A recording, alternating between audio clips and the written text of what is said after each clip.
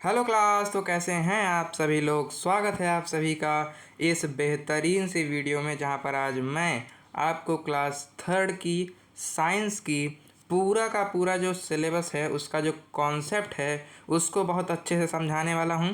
और साथ ही साथ केवल 10 ही नहीं, 20 क्वेश्चन लेकर आया हूं आपके लिए, जिससे आप प्रैक्टिस कर सके। उसके अंदर मैं जो पहले हम लोग अचीवर सेक्शन में 2 क्वेश्चन करते थे, अभी मैं अचीवर सेक्शन के 5 क्वेश्चन लाया हूं। यानी आज की क्लास में आपको कॉन्सेप्ट भर के मिलने वाला है, आपको प्रैक्टिस भर के मिलने वाली है। यानी this single class is sufficient for your complete preparation. ठीक है, तो कंप्लीट साइंस को हम लोग आज ख़त्म कर देंगे, सारी कॉन्सेप्ट को समझ लेंगे। मैं पहले आपको जो लिखा है उसको भी पढ़ा दूंगा, और बाद में मैं खुद से लिखकर भी आपको समझाऊंगा। तो कॉन्सेप्ट भी आपके दिमाग में घुसता हुआ चला जाएगा, और प्रैक्टिस तो हम लोग बहुत दिन से कर ही रहे हैं, तो प्रैक्टिस भी आपकी पूरी हो जाएगी। ठीक है, तो ये जो वीडियो है थोड़ी लंबी हो सकती है, लेकिन ये वीडियो कम नहीं है, आप बहुत ही ज़्यादा बहुत सफिशिएंट है वीडियो आपके लिए। क्योंकि मैं देखता हूँ कि जब भी मैं कोई वीडियो डालता हूँ, उसके नीचे बार बार ऐसा आता है कि सर जी मुझे क्वेश्चन तो समझ में आ गया, लेकिन इस क्वेश्चन में जो आपने कॉन्सेप्ट यूज़ किया वो एचसीएफ क्या है, वो एलसीएम क्या है ना, मुझे समझ नहीं आया, मुझे ये क्वेश्चन समझ नहीं आया। तो वो क्वेश्चन आपको समझ में ना आने का कारण जो मुझे लगता है वो यही है कि आपको उस क्वेश्चन के पीछे का कॉन्सेप्ट ही नहीं पता। और चूँकि टाइम बहुत ज़्यादा लिमिटेड होता है, इसीलिए मैं उसका सारा का सारा कॉन्सेप्ट आपको बता भी नहीं सकता। ठीक है, तो इसी कारण से दिक्कतें हो जाती हैं, और मैं भी चाहता हूं कि मैं आपको उस क्वेश्चन के पीछे का कॉन्सेप्ट बताऊं, लेकिन कॉन्सेप्ट इस तरीके से एक दूसरे से जुड़े होते हैं कि मैं आपको सारे कॉन्सेप्ट बता नहीं सकता। इसीलिए मैंने ये वाला सेशन प्लान किया है, जिसके अंदर मैं आपको सारी चीज़ें दूंगा। कैसे दूंगा, सब कब तक चलेगी क्लास लंबी चलेगी यूजली सबसे ज़्यादा, लेकिन अब मज़ा आ जाएगा आपको कुल मिला के। ठीक है, तो स्टार्ट करते हैं क्लास को। लेकिन उससे पहले आपको बता दूं कि आपका जो ओलंपियाड है एसओएफ वाला, उसकी रजिस्ट्रेशन शुरू हो गई है। चाहे जिस क्लास के लिए, चाहे जिस सब्जेक्ट के लिए हो, रजिस्ट्रेशन आपकी शुरू हो गई है। तो आपको अभी अब से शुरू हो गई है, तो हमको आपको दोनों को मेहनत करनी है। तो मैंने तो अपनी मेहनत करना शुरू कर दिया है भाई, आपके लिए अच्छी वीडियोज़ लाना शुरू कर दिया है। लेकिन आपको ही मेहनत करनी शुरू करनी होगी। सबसे पहले तो अपने स्कूल में जाकर रजिस्ट्रेशन करवा लो, और उसके बाद प्रिपरेशन के लिए ज्वाइन कर लो all Olympiad complete preparation course. हमारा ही कोर्स है, आपका ही कोर्स है। केवल 1000 रुपीज़ इसका प्राइस है। इसके अंदर आपको वो सारी चीज़ें मिलेंगी जिससे आप कह पाएंगे कि हाँ, अब मैंने कोर्स ले लिया है, अब मैं गारंटी दे सकता हूँ कि मैं पास हो जाऊँगा। क्यों? क्योंकि इसके अंदर आपको लाइव क्लासेस मिलेंगी, कुछ एक्स्ट्रा क्लासेस जो बहुत लंबी जा सकती हैं वो आपको रिकॉर्डेड फॉर्म में मिलेंगी। आपको किताबें मिलेंगी, यानी आपको ई बुक्स, जो हज़ारों किताब, मतलब हज़ार रुपए की किताब आप जाकर लेकर आते, वो किताब आपको पीडीएफ के फॉर्म में आपकी डिवाइस के अंदर होगी। उसके बाद फिर आपको ई बुक्स हो गया। उसके बाद आपको प्रैक्टिस की शीट्स मिलेंगी, जिसके अंदर आपको खूब सारे क्वेश्चन मिले होंगे, प्रैक्टिस कर सकते हैं। ठीक है, और उसके बाद फिर आपको बेसिकली प्रैक्टिस के अलग अलग सेशन आएंगे, यानी कुछ ऐसी क्लासेस जिसमें हम भर के प्रैक्टिस ही करेंगे, रिवीजन करेंगे। आपका टेस्ट होगा, डेली आपको होमवर्क मिलेगा। ठीक है, तो यानी केवल 1000 रुपये का ये कोर्स, और आपकी तैयारी फिक्स हो जाएगी। ठीक है, तो क्लासेस इसकी अब स्टार्ट हो गई हैं। अब जो बच्चे ले रहे हैं वो बिल्कुल भी ना सोचे कि अब ये क्लास लेने के बाद मुझे कुछ दिन बैठना पड़ जाएगा, क्योंकि अब ये बैच लेने के बाद आपकी क्लासेस शुरू हो गई हैं, तो आपकी जो प्रिपरेशन है वो तुरंत ही स्टार्ट कर दी जाएगी। ठीक है, तो अब इस कोर्स को ले लो। ये नंबर आपको 9905992881, ये नंबर आप देख लीजिए। इस नंबर पर आप क्या कर लीजिए, इसका नंबर पर आप कांटेक्ट कर लीजिएगा। अगर आप कुछ भी बोलेंगे, मतलब कुछ भी मतलब गाली मत दे देना भाई, लेकिन फिर भी आप जो बोलेंगे आपका क्या हो जाएगा, आपका बैच आपको दे दिया जाएगा। वहाँ पर आप अपने बारे में सब बता दीजिएगा। ठीक है, तो जो चीज़ आपको नीड होगी वो बता दी जाएगी, और बैच भी आपको दिला दिया जाएगा। बहुत ही आसान है प्रोसेस, कोई दिक्कत नहीं है। तो अभी हम लोग क्या करते हैं, अपनी क्लास को शुरू करते हैं। तो ये होने वाला है एसओएफ इंटरनेशनल साइंस ओलंपियाड। ये एनएसओ नहीं होगा, ये आईएसओ होगा। क्योंकि कुछ दिन पहले तक क्या था, कुछ दिन पहले तक ये क्या था, आईएसओ था, यानी एनएसओ था, सॉरी, नेशनल साइंस ओलंपियाड था। लेकिन अब ये आईएसओ हो गया, यानी इंटरनेशनल साइंस ओलंपियाड हो गया है। तो इसके अंदर हम लोग क्या करने वाले हैं, हम लोग बेसिकली सारे कॉन्सेप्ट को भी समझेंगे, और साथ ही साथ क्या करेंगे, उन क्वेश्चन को भी करेंगे जो कि आपके एग्ज़ाम में आने के चांसेस बहुत ज़्यादा हैं। मैंने देख लिया भाई, हमारी टीम जो है बहुत ज़्यादा अच्छे क्वेश्चन बना रही है। यानी क्वेश्चन ऐसे हैं कि आप केवल टिक कर भाग नहीं सकते, आपको इसके पीछे का कॉन्सेप्ट जानना ही पड़ेगा, आगे बढ़ना ही पड़ेगा। ठीक है, तो ये जो सारे क्वेश्चन हैं आपके एग्जाम में आने के चांसेस बहुत ज़्यादा हैं। इनके सबके सारा सिलेबस आपका कवर करा दिया जाएगा। और जो पहले हम लोग अचीवर सेक्शन यानी हार्ड क्वेश्चन वाला सेक्शन करते थे, उसमें मैं केवल 2 ही क्वेश्चन लेकर आता था। लेकिन अभी हम लोग 5 क्वेश्चन करेंगे एक ही क्लास के अंदर, जिससे आपको हार्ड वाले क्वेश्चन का भी आइडिया बहुत अच्छे से लग रहा हो। ठीक है, ठीक है, ठीक है। इसके बाद ये जो आपका ISO है, इसके स्ट्रक्चर के बारे में थोड़ा बता दूं तो आपका जो आप क्लास थर्ड में है तो आपके लिए केवल 35 क्वेश्चन होंगे पेपर के अंदर। और क्या होगा, 1 घंटे का टाइम आपको दिया जाएगा वहाँ पर, जहाँ पर आप एग्ज़ाम देंगे वहाँ पर आपको 1 घंटे का टाइम दिया जाएगा 35 क्वेश्चन को सॉल्व करने के लिए। ठीक है, तो ये 2 सेक्शंस में बेसिकली डिवाइड होता है। पहला होता है जनरल अवेयरनेस वाला सेक्शन, वैसे 2 नहीं, मेरे ख्याल से 3 सेक्शंस में डिवाइड होता है, यहाँ पर गलत लिख दिए हैं। 3 सेक्शन में डिवाइड होता है। पहला होता है आपका रीजनिंग वाला सेक्शन, और उसके अंदर मेरे ख्याल से कुछ क्वेश्चन पूछते हैं। और उसके बाद फिर आता है आपका कौन सा, हाँ, उसके अंदर मेरे ख्याल से 5-10 क्वेश्चन मेरे ख्याल से पूछते हैं रीजनिंग वाले के अंदर से, जिसके अंदर आपको थोड़ी थोड़ी मैथ आनी चाहिए। और सबसे ऊपर आपको ये क्लास देख लेनी चाहिए, क्योंकि इसके अंदर मैं आपका रीजनिंग की भी तैयारी करा दूंगा। अगर आप सोचेंगे कि मैं किताब से सिलेबस को पढ़ूँ और इसके सिलेबस को पढ़कर तैयारी करूँ तो वो आपका नहीं हो पाएगा। आपको केवल प्रैक्टिस कर इसकी तैयारी करनी होगी रीजनिंग की, क्योंकि क्लास थर्ड के हिसाब से इन्होंने सिलेबस बहुत ज़्यादा बता दिया है। ठीक है, क्लास थर्ड का बच्चा इतना ज़्यादा सिलेबस नहीं कर सकता है, मुझे पता है। तो इसलिए आपको केवल एक क्लास को देख लेना है, जो क्लास हमारी होती हैं, और बैच को ज्वाइन कर लेना है। उसके अंदर आपको सारी चीज़ें दे दी जाएंगी। ठीक है, तो रीजनिंग वाला सेक्शन होगा। उसके बाद आएगा आपका जनरल साइंस वाला सेक्शन, जिसके अंदर आपने जो साइंस में अपने सिलेबस में पढ़ रखा होगा उसी में से आपको सवाल पूछे जाएंगे। टिक करिएगा, आगे बढ़िएगा, 30 क्वेश्चन आएंगे। उसके बाद अचीवर सेक्शन आएगा। अचीवर सेक्शन जो होगा, इसके अंदर आपके 5 क्वेश्चन होंगे।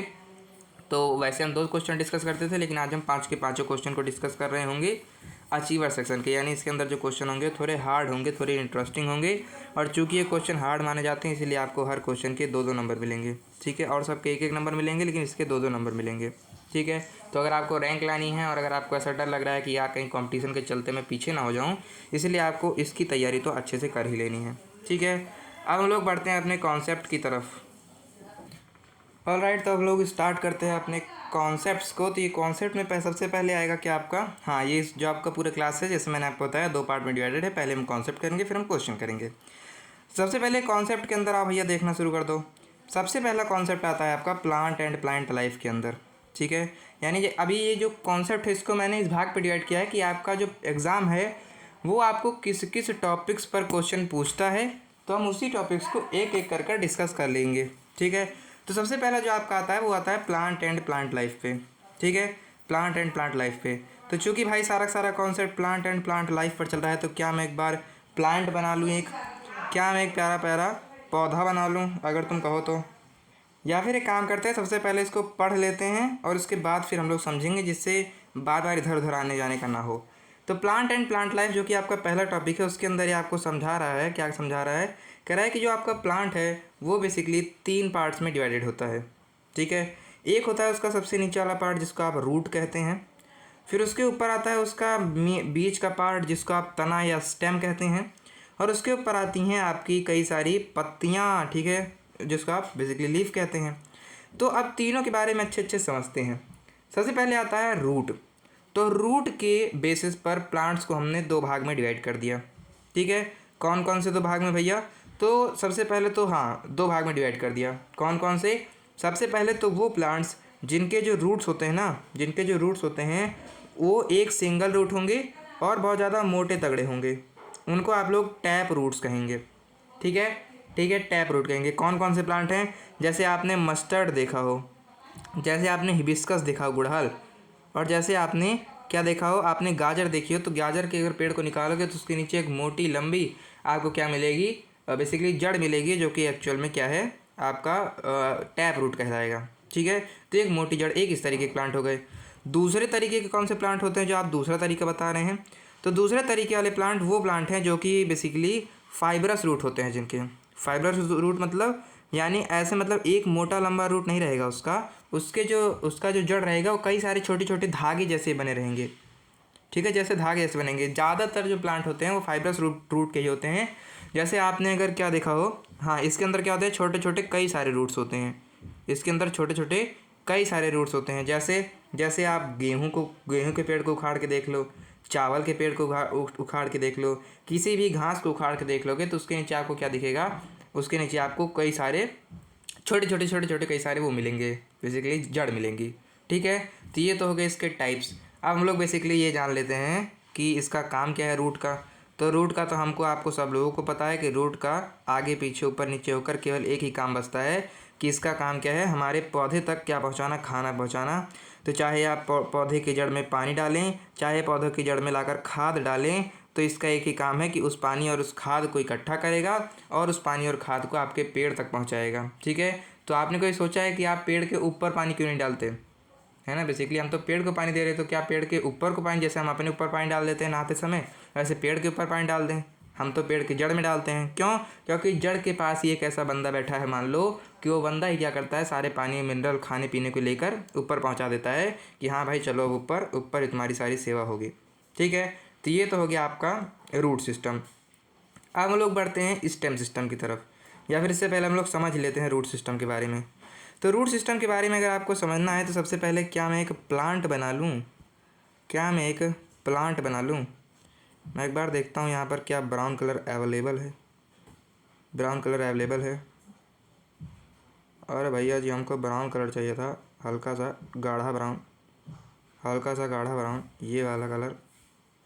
ठीक है, तो ये कलर मैंने ऐड कर लिया है यहाँ पर। सबसे पहले आपका क्या आएगा, सबसे पहले आएगा आपका ब्राउन कलर। तो ये कुछ इस तरीके से, इसको मैं थोड़ा मोटा कर लूँ आपके लिए, जिससे हम लोग अच्छे से चीज़ों को समझ पाएँ। तो इस तरीके से आपका क्या होता है, सबसे पहले स्टेम होती है, या फिर स्टेम बाद में करते हैं।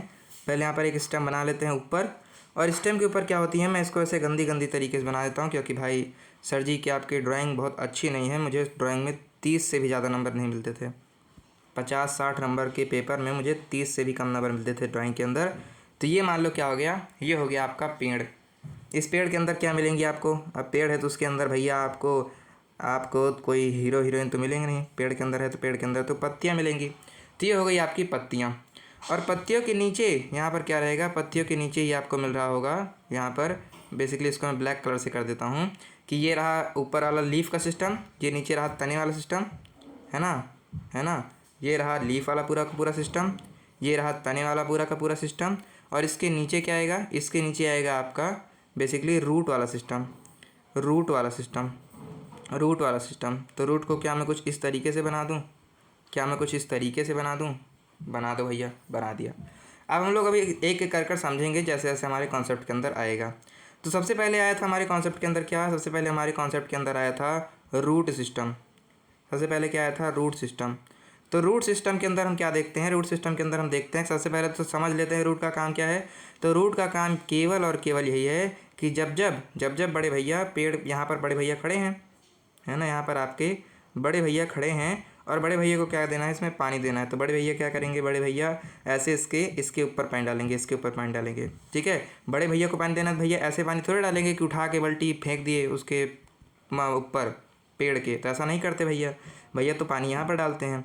तो इसका काम यही है कि भैया चाहे पानी डालें चाहे खाद डालें, उस पानी और खाद को अपने ऊपर ले ले, और अपने ऊपर लेकर उसको यहाँ से पाइप से क्या कर दे भैया, ट्रांसपोर्ट कर दे ऊपर की तरफ। तो यही काम है हमारी जड़ का। तो काम आपने समझ लिया। अब हम लोग चलो टाइप्स को समझ लेते हैं। तो जो आपकी जड़ होती है, इसको हमने पढ़ा कितने टाइप्स की होती है, 2 टाइप्स की होती है। पहली आपकी कौन सी टाइप है, तो पहली में यहाँ पर, अरे भाई साहब ये क्या बन गया। तो पहली जो आपकी होती है वो किस टाइप की होती है, और दूसरी किस टाइप की होती है, इसको हम लोग भी समझ लेते हैं। ठीक है, तो पहली आपकी किस टाइप की होती है, पहली आपकी होती है जिसकी जो रूट्स होती हैं, मान लो ये ऊपर हो गया, अब इसके नीचे की जो रूट्स होगी कुछ इस तरीके से एक लंबी रूट होगी। इसके अंदर बहुत छोटी छोटी अलग अलग किनारे से रूट हो सकती हैं, लेकिन इसमें क्या होगी, एक बीच में एक लंबी रूट होगी। ठीक है, और इस रूट को क्या कहेंगे भैया, हम इस रूट को हम लोग कहेंगे कि ये कोई ऐसी रूट नहीं है, ये टैप रूट है। ये कौन सी रूट है, ये टैप रूट है। ठीक है, तो इस तरीके के प्लांट, इनको आप टैप रूट वाले प्लांट कह सकते हैं। उसके बाद फिर दूसरे वाले होते हैं जिसमें ऐसे रहेगा और इसके नीचे फाइबरस रहेंगे, यानी कई सारे छोटे छोटे धागे जैसे कई सारे रूट होंगे। तो इस तरीके के रूट को आप क्या कहेंगे, इस तरीके के रूट को आप कहेंगे कि ये कैसे रूट हैं, ये फाइबरस रूट हैं। ठीक है, ये आपके फाइबरस रूट हैं। समझ में आ गया क्या, आई थिंक आपको समझ में आ गया। जब समझ में आ गया तो इसको हम लोग क्या कर देते हैं, इसको हम लोग छोटू सा बना देते हैं। ओके, तो इसको हम क्या कर देते हैं, इसको हम लोग बहुत छोटू सा बना देते हैं, और इसको हम लोग यहाँ पर रख देते हैं, जिससे आपको समझ में भी आ जाए, और ऊपर जब हम बाद में स्टेम का कॉन्सेप्ट पढ़ें तो आपको पढ़ने में दिक्कत भी ना हो। अब हम लोग आ जाते हैं स्टेम की तरफ। स्टेम क्या करता है, स्टेम सबसे पहले तो ऊपर अपने उसके ऊपर जो पत्तियों का बहुत बड़ा सा भार है बेसिकली, उस बोझ को, उस भार को क्या करता है, ये स्टेम बेसिकली रखता है अपने ऊपर। चाहे वो कोई लीफ हो, चाहे कोई फ्लावर हो, चाहे फ्रूट हो, इन सब के भार को कौन झेलता है, स्टेम ही झेलता है। उसके बाद इसके भी क्या होते हैं, इसमें भी एक मेजर पार्ट होता है जो पहले पहले तो आपका जड़ होती है। जड़ के ऊपर जो पेड़ होता है उसमें एक बहुत मोटा सा बीज का पार्ट होता है। जैसे ये जो मैंने बनाया है, ये एक बीज का मोटा पार्ट है। इसके ऊपर छोटी छोटी कई सारी, इसके ऊपर छोटी छोटी कई सारी डालियाँ होंगी, है ना। ये जो आगे है, ये आगे जाकर टूटा होगा, इसके ऊपर छोटी छोटी कई सारी डालियाँ होंगी। लेकिन इसके नीचे एक मेजर पार्ट यहाँ पर आप क्या देख पा रहे हैं, क्या यहाँ पर आप इस पार्ट को देख पा रहे हैं, जो कि एक बहुत मोटा सा लंबा सा पार्ट है। इस पार्ट को देख पा रहे हैं। तो इसी पार्ट को क्या कहते हैं, इस पार्ट को उसका ट्रंक कहते हैं। इस पार्ट को आप क्या कहेंगे कि भैया ये कोई छोटी मोटी चीज़ नहीं है, ये तो है ट्रंक। ट्रंक यानी सबसे मोटा स्टेम आपके प्लांट का। उसके बाद स्टेम मॉडिफिकेशन आता है, जिसके अंदर आपको बता रहा है पोटैटो एंड गिंगर। हाँ, स्टेम मॉडिफिकेशन यानी स्टेम के अंदर एक एक्स्ट्रा पॉइंट मेरी तरफ से बोनस पॉइंट ले लो कि क्योंकि स्टेम के अंदर इससे सवाल पूछ लेता है। क्या पूछता है कि जैसे पोटैटो हो गया, आपका आलू हो गया, आपका गिंगर हो गया, गिंगर जिंजर जो कहते हो यानी अदरक, ठीक है। ये दोनों इस तरीके के बेसिकली प्लांट हैं कि इनकी जो स्टेम होती है वो इनके जड़ में होती है। क्या बात कर रहे हो भैया। हाँ, जब आप बेसिकली चाहे अदरक के चाहे आलू के पेड़ को देखोगे, इसको निकालोगे तो इसमें आपको दिखेगा कि पेड़ रहेगा, पेड़ के नीचे आलू रहेगा जो कि मिट्टी के अंदर रहेगा, और उसके अंदर फिर आलू में जड़ निकली रहेंगी।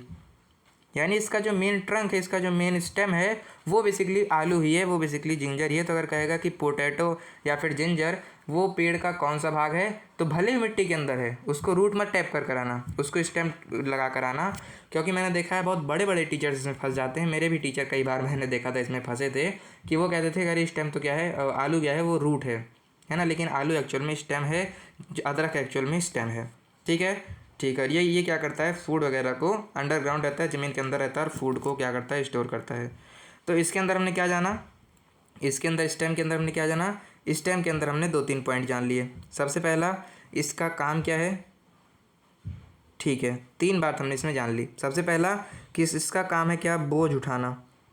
इसका काम है, सारी दुनिया का बोझ हम ही उठाते हैं भाई, तो इसका काम क्या है, ये तो बोझ हो गया भाई, बोझ उठाना है।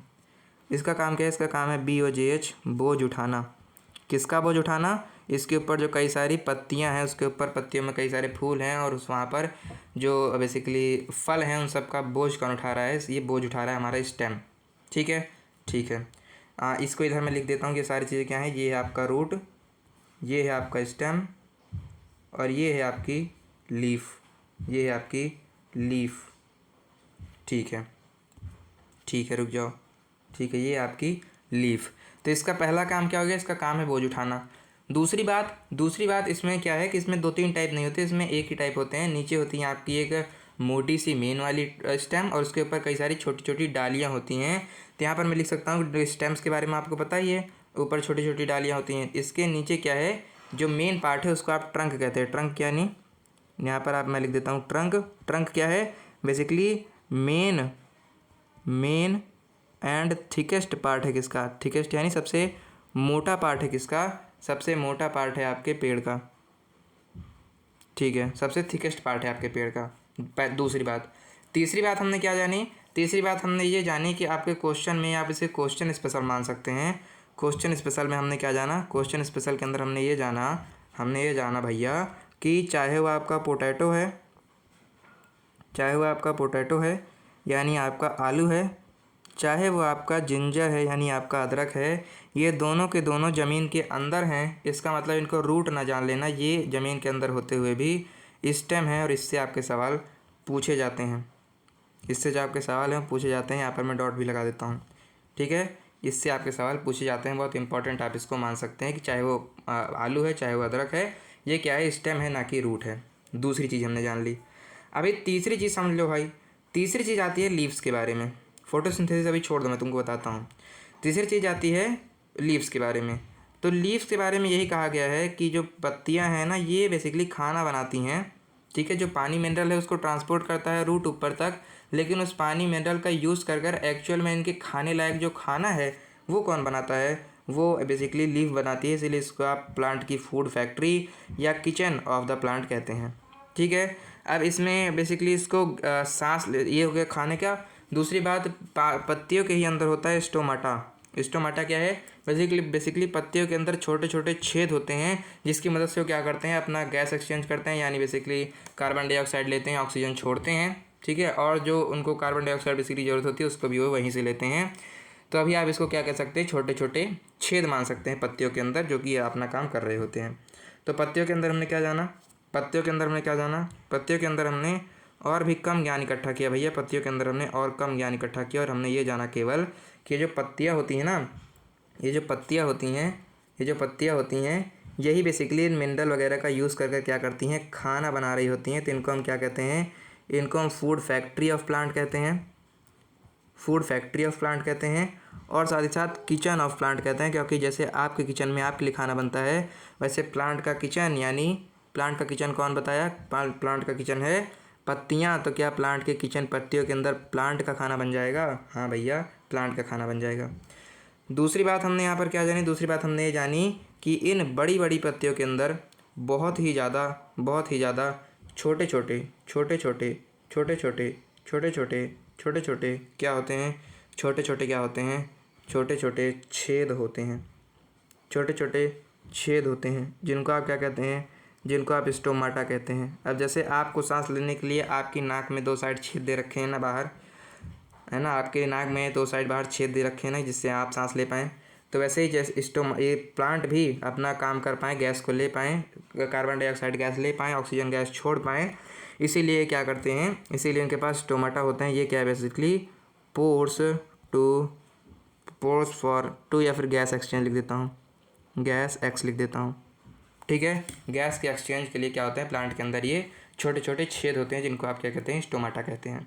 तो मेरे ख्याल से सारी चीज़ आपको समझ में आ गई। अभी एक कॉन्सेप्ट यहाँ पर बचता है, जो कि है फोटोसिंथेसिस। आपने अपनी क्लास में सुन भी रखा होगा, हो सकता है ना भी सुना हो। तो फोटोसिंथेसिस क्या होता है कि बेसिकली आपके खाना बनाने के तरीके को क्या कहते हैं, खाना पकाना कहते हैं, कुक करना कहते हैं। वैसे ही प्लांट अपने लिए जो खाना बनाते हैं उनको कहा जाएगा प्लांट फोटोसिंथेसिस कर रहे हैं।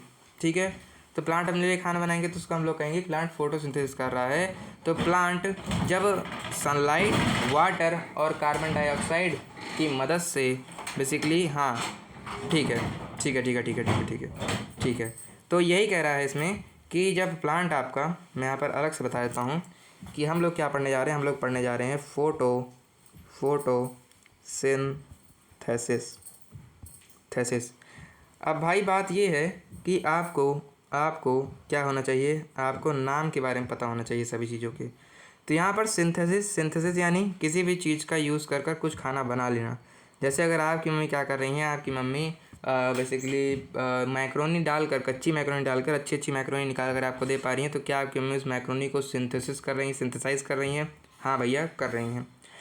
लेकिन इस सिंथेसाइज के आगे फ़ोटो क्यों लगा हुआ है भैया? क्या फ़ोटो खींचता है प्लांट हमारा? नहीं, प्लांट आपका फ़ोटो नहीं खींचता। यहाँ पर फ़ोटो का मतलब वो वाला फ़ोटो नहीं है, यहाँ पर फ़ोटो का मतलब है सनलाइट। यानी इस चीज़ को पढ़कर एक चीज़ तो ये पक्का हो गई कि प्लांट अपना खाना बनाने के लिए सनलाइट का यूज़ करेगा। और इसी चीज़ को मैं आगे एक्सटेंड कर देता हूँ और एक्सटेंड करके बताता हूँ कि जब प्लांट क्या करेगा, जब प्लांट CO2 गैस लेगा, है ना, अपने स्टोमाटा हमने भी पढ़ा ना, तो अपने स्टोमाटा से जब प्लांट CO2 गैस लेगा, उसके बाद क्या करेगा, बेसिकली जो नीचे उसको पानी मिला, उस पानी की मदद से H2O लेगा। ठीक है, तो जब वो वहाँ से मिले, इतना ही दे रखा है ना आपके में, हाँ, सनलाइट, वाटर, कार्बन डाइऑक्साइड। ठीक है, तो जब इन दोनों चीज़ों को लेगा, तब वो क्या करेगा, तब वो पहले देखेगा कि दिन हो, यानी सुबह हो। तो जब सुबह होगी तब उसको क्या मिलेगी, उसको सनलाइट मिलेगी। तो वो क्या करेगा, सनलाइट की प्रेजेंस यानी जब सनलाइट होगी तो सनलाइट की प्रेजेंस में क्या करेगा, सनलाइट की प्रेजेंस में वो अपने उसके अंदर कुछ केमिकल होते हैं, ठीक है, जो कि उनको खाना बनाने में मदद करते हैं, जिसको आप क्लोरोफिल कहते हैं। ठीक है, तो इन्हीं क्लोरोफिल के कारण प्लांट का जो कलर होता है वो ग्रीन भी होता है। ये भी आपसे पूछा जा सकता है, आप इसको याद कर लीजिए कि प्लांट का कलर ग्रीन क्यों होता है ना, प्लांट का कलर ग्रीन क्यों होता है, तो ये क्लोरोफिल के कारण होता है। मैं यहाँ पर लिख भी देता हूँ, causes green colour of plant. ये क्या करता है, causes green colour of plant. Green colour of plant, यानी प्लांट का जो कलर हरा हरा होता है प्लांट की पत्तियों का, है ना। प्लांट ना लिख के यहाँ पे मैं लीफ लिख देता हूँ, लीव्स लिख देता हूँ। तो जो पत्तियों का कलर क्या होता है, हरा हरा होता है, वो किस कारण से होता है, वो इसी के कारण से होता है जो आपका क्लोरोफिल है।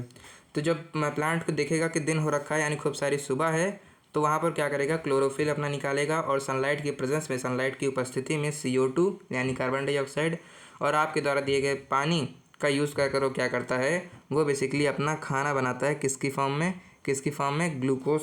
यहाँ पर दे रखा है कि नहीं आपको, हाँ, क्लोरोफिल, ग्रीन पिगमेंट, ऑक्सीजन, ठीक है। तो यहाँ पर आपके बारे में नहीं दे रखा है, तो आप केवल इतना जान लीजिए कि इस टाइम इतना सब कर करो क्या बनाएगा, अपना खाना बनाएगा, ठीक है। वो अपना खाना बनाएगा और खाना बनाने के बाद क्या करेगा, वो खाना बनाने के बाद उसके खाना बनाने के बाद बच जाएगा क्या, बच जाएगा ऑक्सीजन। ऑक्सीजन को O2 लिखते हैं। तो जो ऑक्सीजन बच जाएगा उस ऑक्सीजन को प्लांट क्या कर देगा, वो प्लांट अब उस ऑक्सीजन को निकाल देगा। जैसे आपके सांस लेने के बाद कार्बन डाइऑक्साइड बच जाती है तो आप उसको निकाल देते हैं, तो वैसे ही प्लांट अपने स्टोमाटा की मदद से इस O2 को निकाल देगा। और इस O2 को ही कौन लेगा, ये किसकी मदद में आएगा, ये आपकी मदद से आएगा कि आपके लिए ही ये लाभदायक होगा, क्योंकि आप इस O2 को सूंघेंगे, आप इस O2 से क्या लेंगे, सांस लेंगे और आगे बढ़ेंगे, ठीक है। तो क्या आपको समझ में आ गया, समझ में आ गया। अब आप में से जो बहुत तेज़ बच्चे हैं, जो बच्चे टॉपर हैं, है ना, जो बच्चे बेसिकली ओलंपियाड देना चाहते हैं, वो यहीं पर आप अपना मतलब काम तमाम कर सकते हैं, यानी वो फोटोसिंथेसिस का मतलब इतना ही जान सकते हैं। लेकिन जो बच्चे थोड़ा सा ज़्यादा तेज़ हैं, या फिर जो बच्चे ज़िंदगी में बहुत ज़्यादा अच्छा करना चाहते हैं, उनको मैं बता दूं कि यहाँ पर आपकी क्लास में है नहीं, लेकिन ये जो खाना इनका होता है ये बेसिकली ग्लूकोज की फॉर्म में बनता है, ठीक है। यानी मैं यहाँ पर खाना लिख दे रहा हूँ, तो ये खाना नहीं बनाते, बेसिकली ये ग्लूकोज बनाते हैं, ठीक है। जैसे मैं आपको कहूँ कि भाई आज सुबह आपने खाने में क्या खाया, तो एक तो हो गया खाने में क्या खाया, तो खाने में तो आपने खाना खाया, लेकिन खाने में भी हो सकता है आपने रोटी खाई हो, सब्जी खाई हो, है ना, चावल खाया हो, दाल खाया हो। तो वैसे ही ये खाना बनाते हैं, लेकिन खाने में ये कौन सा खाना बनाते हैं, ये जो खाना बनाते हैं उसको आप ग्लूकोज कह रहे होते हैं, ठीक है। समझ में आ गया क्या, समझ में आ गया क्या, समझ में आ जाना चाहिए, ठीक है। तो ये थी पूरी फोटोसिंथेसिस की कहानी, यानी जब प्लांट CO2 H2O की मदद से सनलाइट और क्लोरोफिल की प्रेजेंस में अपना खाना बनाता है और ऑक्सीजन को छोड़ देता है, तो इस पूरे खाना बनाने के प्रोसेस को आप फोटोसिंथेसिस कहते हैं, ठीक है। समझ में आ गया क्या, आपकी ये पूरी की पूरी स्लाइड क्लियर हो गई, ये आपको मैंने पूरा बता दिया। अब हम लोग बढ़ते हैं अपने दूसरे टॉपिक की तरफ। ऑलराइट, तो अभी हमने प्लांट्स के बारे में सब कुछ समझ लिया। मुझे आशा है कि आप लोगों को समझ में आ गया होगा, नहीं समझ में आएगा तो वीडियो को पीछे कर लो यार, सिंपल, ठीक है। तो प्लांट्स के बारे में हमने समझ लिया। अब बारी आती है एनिमल्स के बारे में समझने की। प्लांट्स के बाद एनिमल्स को ही समझोगे ना, तो एनिमल्स के बारे में समझते हैं। और यहाँ पर हम लोग एनिमल्स के साथ साथ बर्ड्स के बारे में भी समझेंगे, यानी पक्षियों के बारे में समझेंगे, और इंसेक्ट्स यानी कीड़ों मकोड़ों के बारे में भी समझ रहे होंगे। तो सबसे पहले एनिमल्स की तरफ चलते हैं। तो एनिमल्स में हमको क्या देखना है, एनिमल्स में हमको 3-4 आधार पर इनको बांटना है। सबसे पहले आता है फीडिंग हैबिट, यानी क्या खाते हैं, है ना, इसके आधार पर इनको पहले बांटते हैं। तो खाना क्या खाते हैं इसके आधार पर आप क्या कर सकते हैं, आप इनको 4 भाग में बांट सकते हैं। कौन कौन से 4 भाग, पहला आएंगे हर्बीवोरस। हर्बीवोरस क्या होते हैं, हर्बीवोरस में देखो नाम में ही दे रखा है हर्ब। हर्ब यानी क्या होता है, हर्ब्स यानी होते हैं पेड़ पौधे। तो जो पेड़ पौधों को खाएंगे उनका आप हर्बीवोरस कहेंगे, यानी जैसे आपकी गाय हो गई, बकरी हो गई, ये सब क्या करते हैं, प्लांट को खाते हैं, तो उनका आप हर्बीवोरस कहेंगे। उसके बाद आता है कार्निवोर्स। कार्निवोर्स यानी वो एनिमल्स जो कि क्या करेंगे, मीट को खाएंगे। जैसे आपका शेर हो गया और आपका ईगल हो गया, बाज हो गया, ये सब क्या करेंगे, मीट को खा रहे होंगे, मांस को खा रहे होंगे, तो इनका आप कार्निवोर्स कहेंगे। उसके बाद आते हैं ओमनीवोर्स। ओमनी में आप लोगों के लिए थोड़ा मुश्किल हो सकता है, लेकिन मैं बता दूं कि जो वर्ड ओमनी है, ओमनी, ओमनी का मतलब क्या होता है, ओमनी का मतलब होता है सर्व। सर्व यानी मतलब सब जगह जो है, सब आप कह सकते हैं, ठीक है। सब सब यानी ऑल, ठीक है। जैसे अगर आप कहें कि भगवान सब जगह है, तो फिर भगवान इज़ ओमनी प्रेजेंट, भगवान is omni present, God is omni present. भगवान सब जगह है, भगवान सब जगह यानी ओमनी, है ना। तो भगवान सब जगह है, तो उसके लिए हम गॉड इज़ ओमनी प्रेजेंट लगाएंगे, यानी ओमनी यानी सब। तो इसका मतलब यहाँ पर क्या हुआ, जो सब प्लस वोरस यानी खाए, यानी जो सब खाए उसको आप ओमनी वोरस कहेंगे। तो सब यानी मीट भी खाए और प्लांट भी खाए।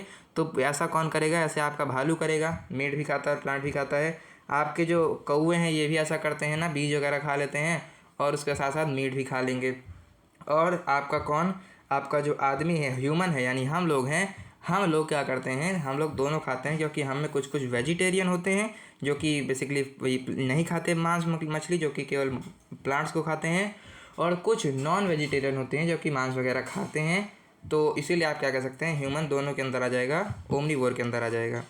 अभी ये 3 तो आप लोगों ने अपने स्कूल में भी पढ़ रखा होगा, तो आपको हो सकता है याद हो, लेकिन एक जो आप चूँकि ओलंपियाड दे रहे हैं तो आपको थोड़ा ज़्यादा लेवल पर जानना ज़रूरी हो जाता है।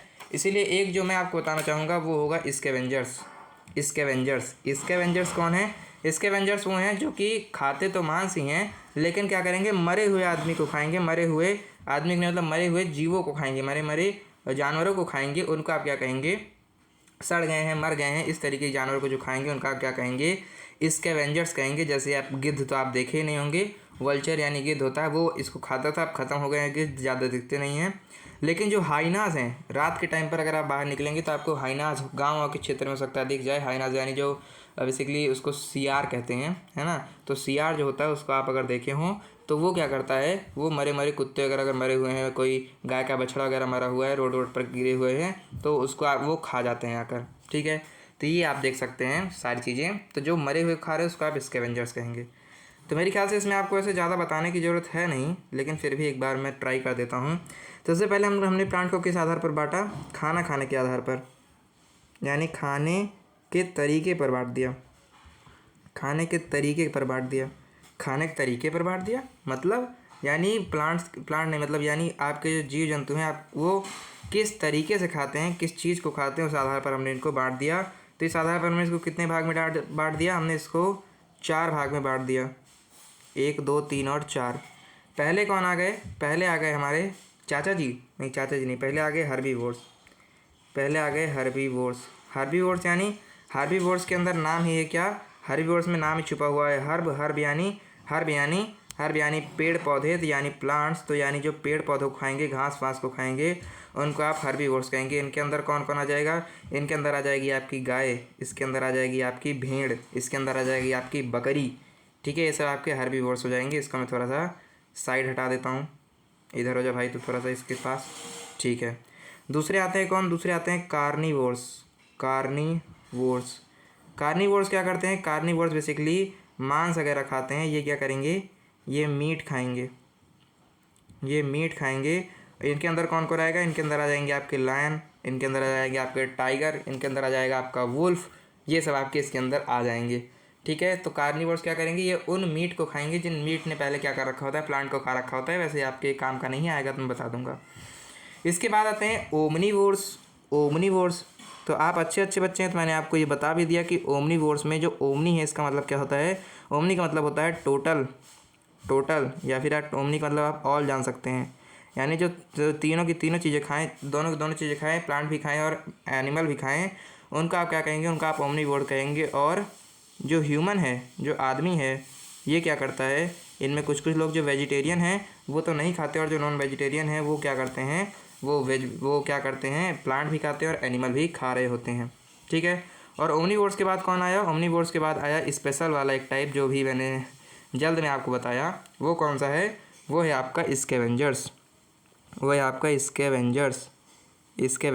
स्कैवेंजर्स कौन है, स्कैवेंजर वो हैं जो कि मरे हुए जीवों को खा रहे हों, जो कि मरे हुए मरे हुए एनिमल्स को खा रहे हों, डेड और सड़े हुए एनिमल्स को खा रहे हों, उनको आप क्या कहेंगे, स्कैवेंजर्स कहेंगे। इनके अंदर कौन आएगा, इनके अंदर आ जाएगा आपको बेसिकली हाइनाज यानी जो क्या होते हैं, सियार होते हैं, वो आप हाइनाज के अंदर आते हैं।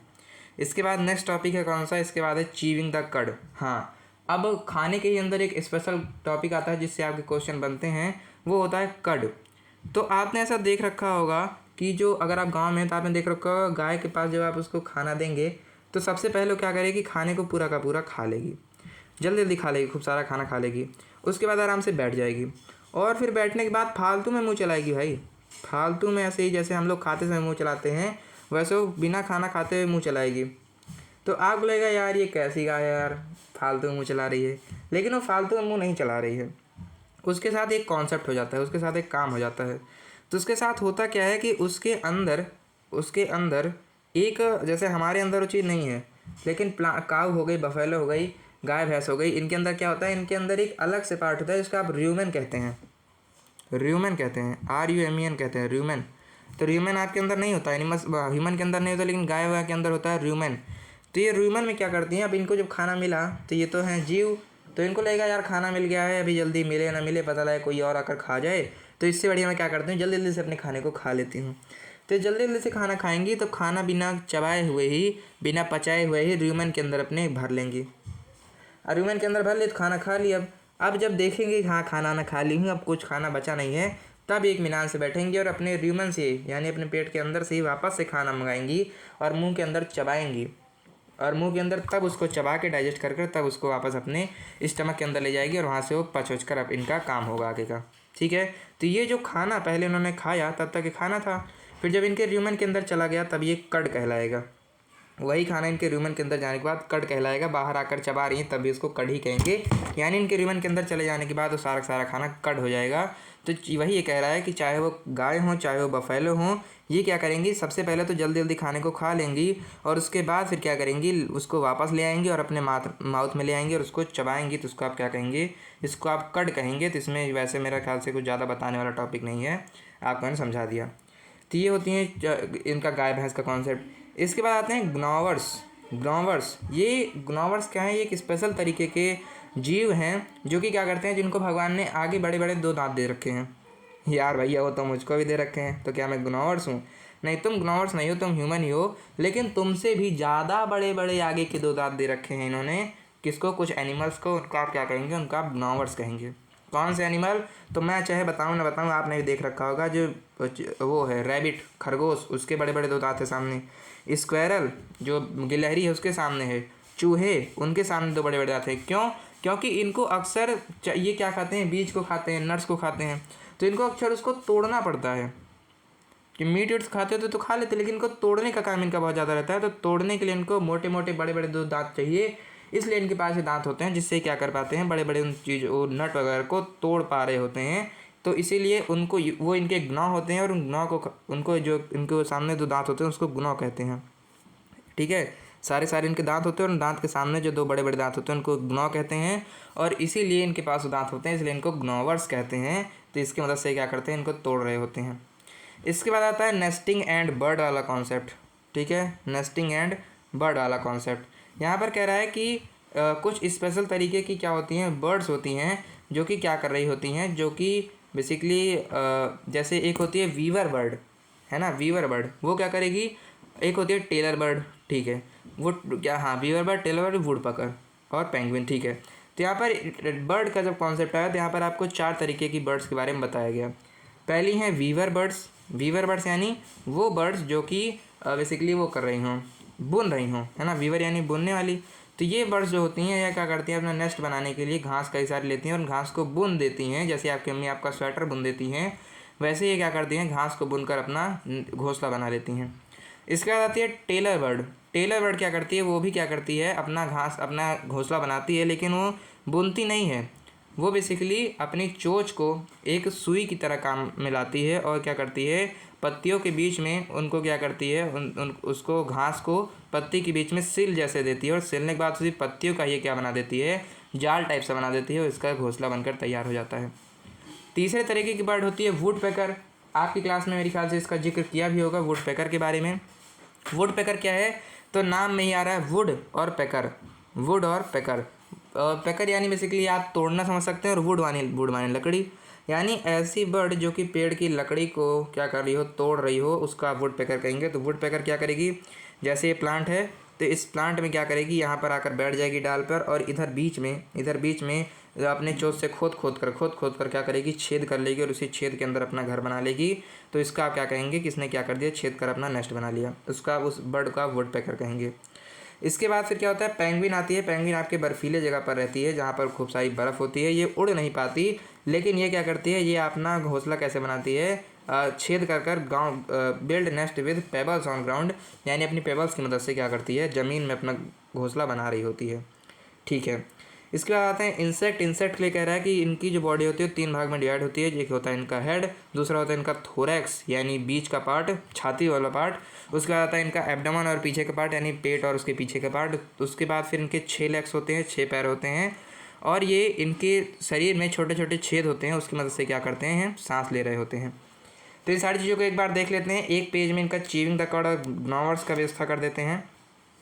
ठीक है, तो ये ग्नॉवर्स की व्यवस्था कर देते हैं। तो इस वाले हमने क्या जाना, हमने 2 चीज़ जानी। पहला हमने कट वाला कॉन्सेप्ट जाना।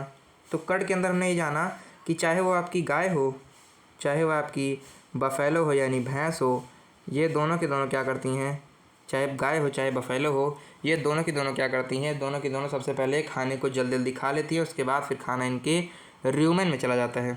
ठीक है, मैं आपको एक इमेज की मदद से अगर बता पाऊँ तो मैं बताना चाहूँगा कि मान लो ये क्या है गाय नहीं तो कुछ और ही बन रही है। सींग बनाते हैं, चलो इसकी 2 ठीक है, ये बन गई सींग। और सींग बनने के बाद क्या आ गया, यहाँ पर आ गए इसके 2 पैर। ठीक है, 2 पैर, 2 पैर के बाद ये बढ़ गया आगे, बढ़ गया आगे, और आगे बढ़ने के बाद यहाँ पर भी इसके 1-2 पैर आ गए, पीछे आ गई इसकी पूँछ। ठीक है, तो ये क्या बन गई, मान लो आपकी गाय बन गई। ठीक है, ये आपकी क्या बन गई, ये आपकी गाय बन गई।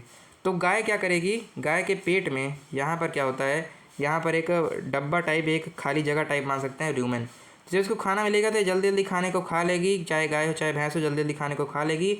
और खाने के बाद सारे खाने को ऐसे कर कर अपने र्यूमेन में भर लेगी।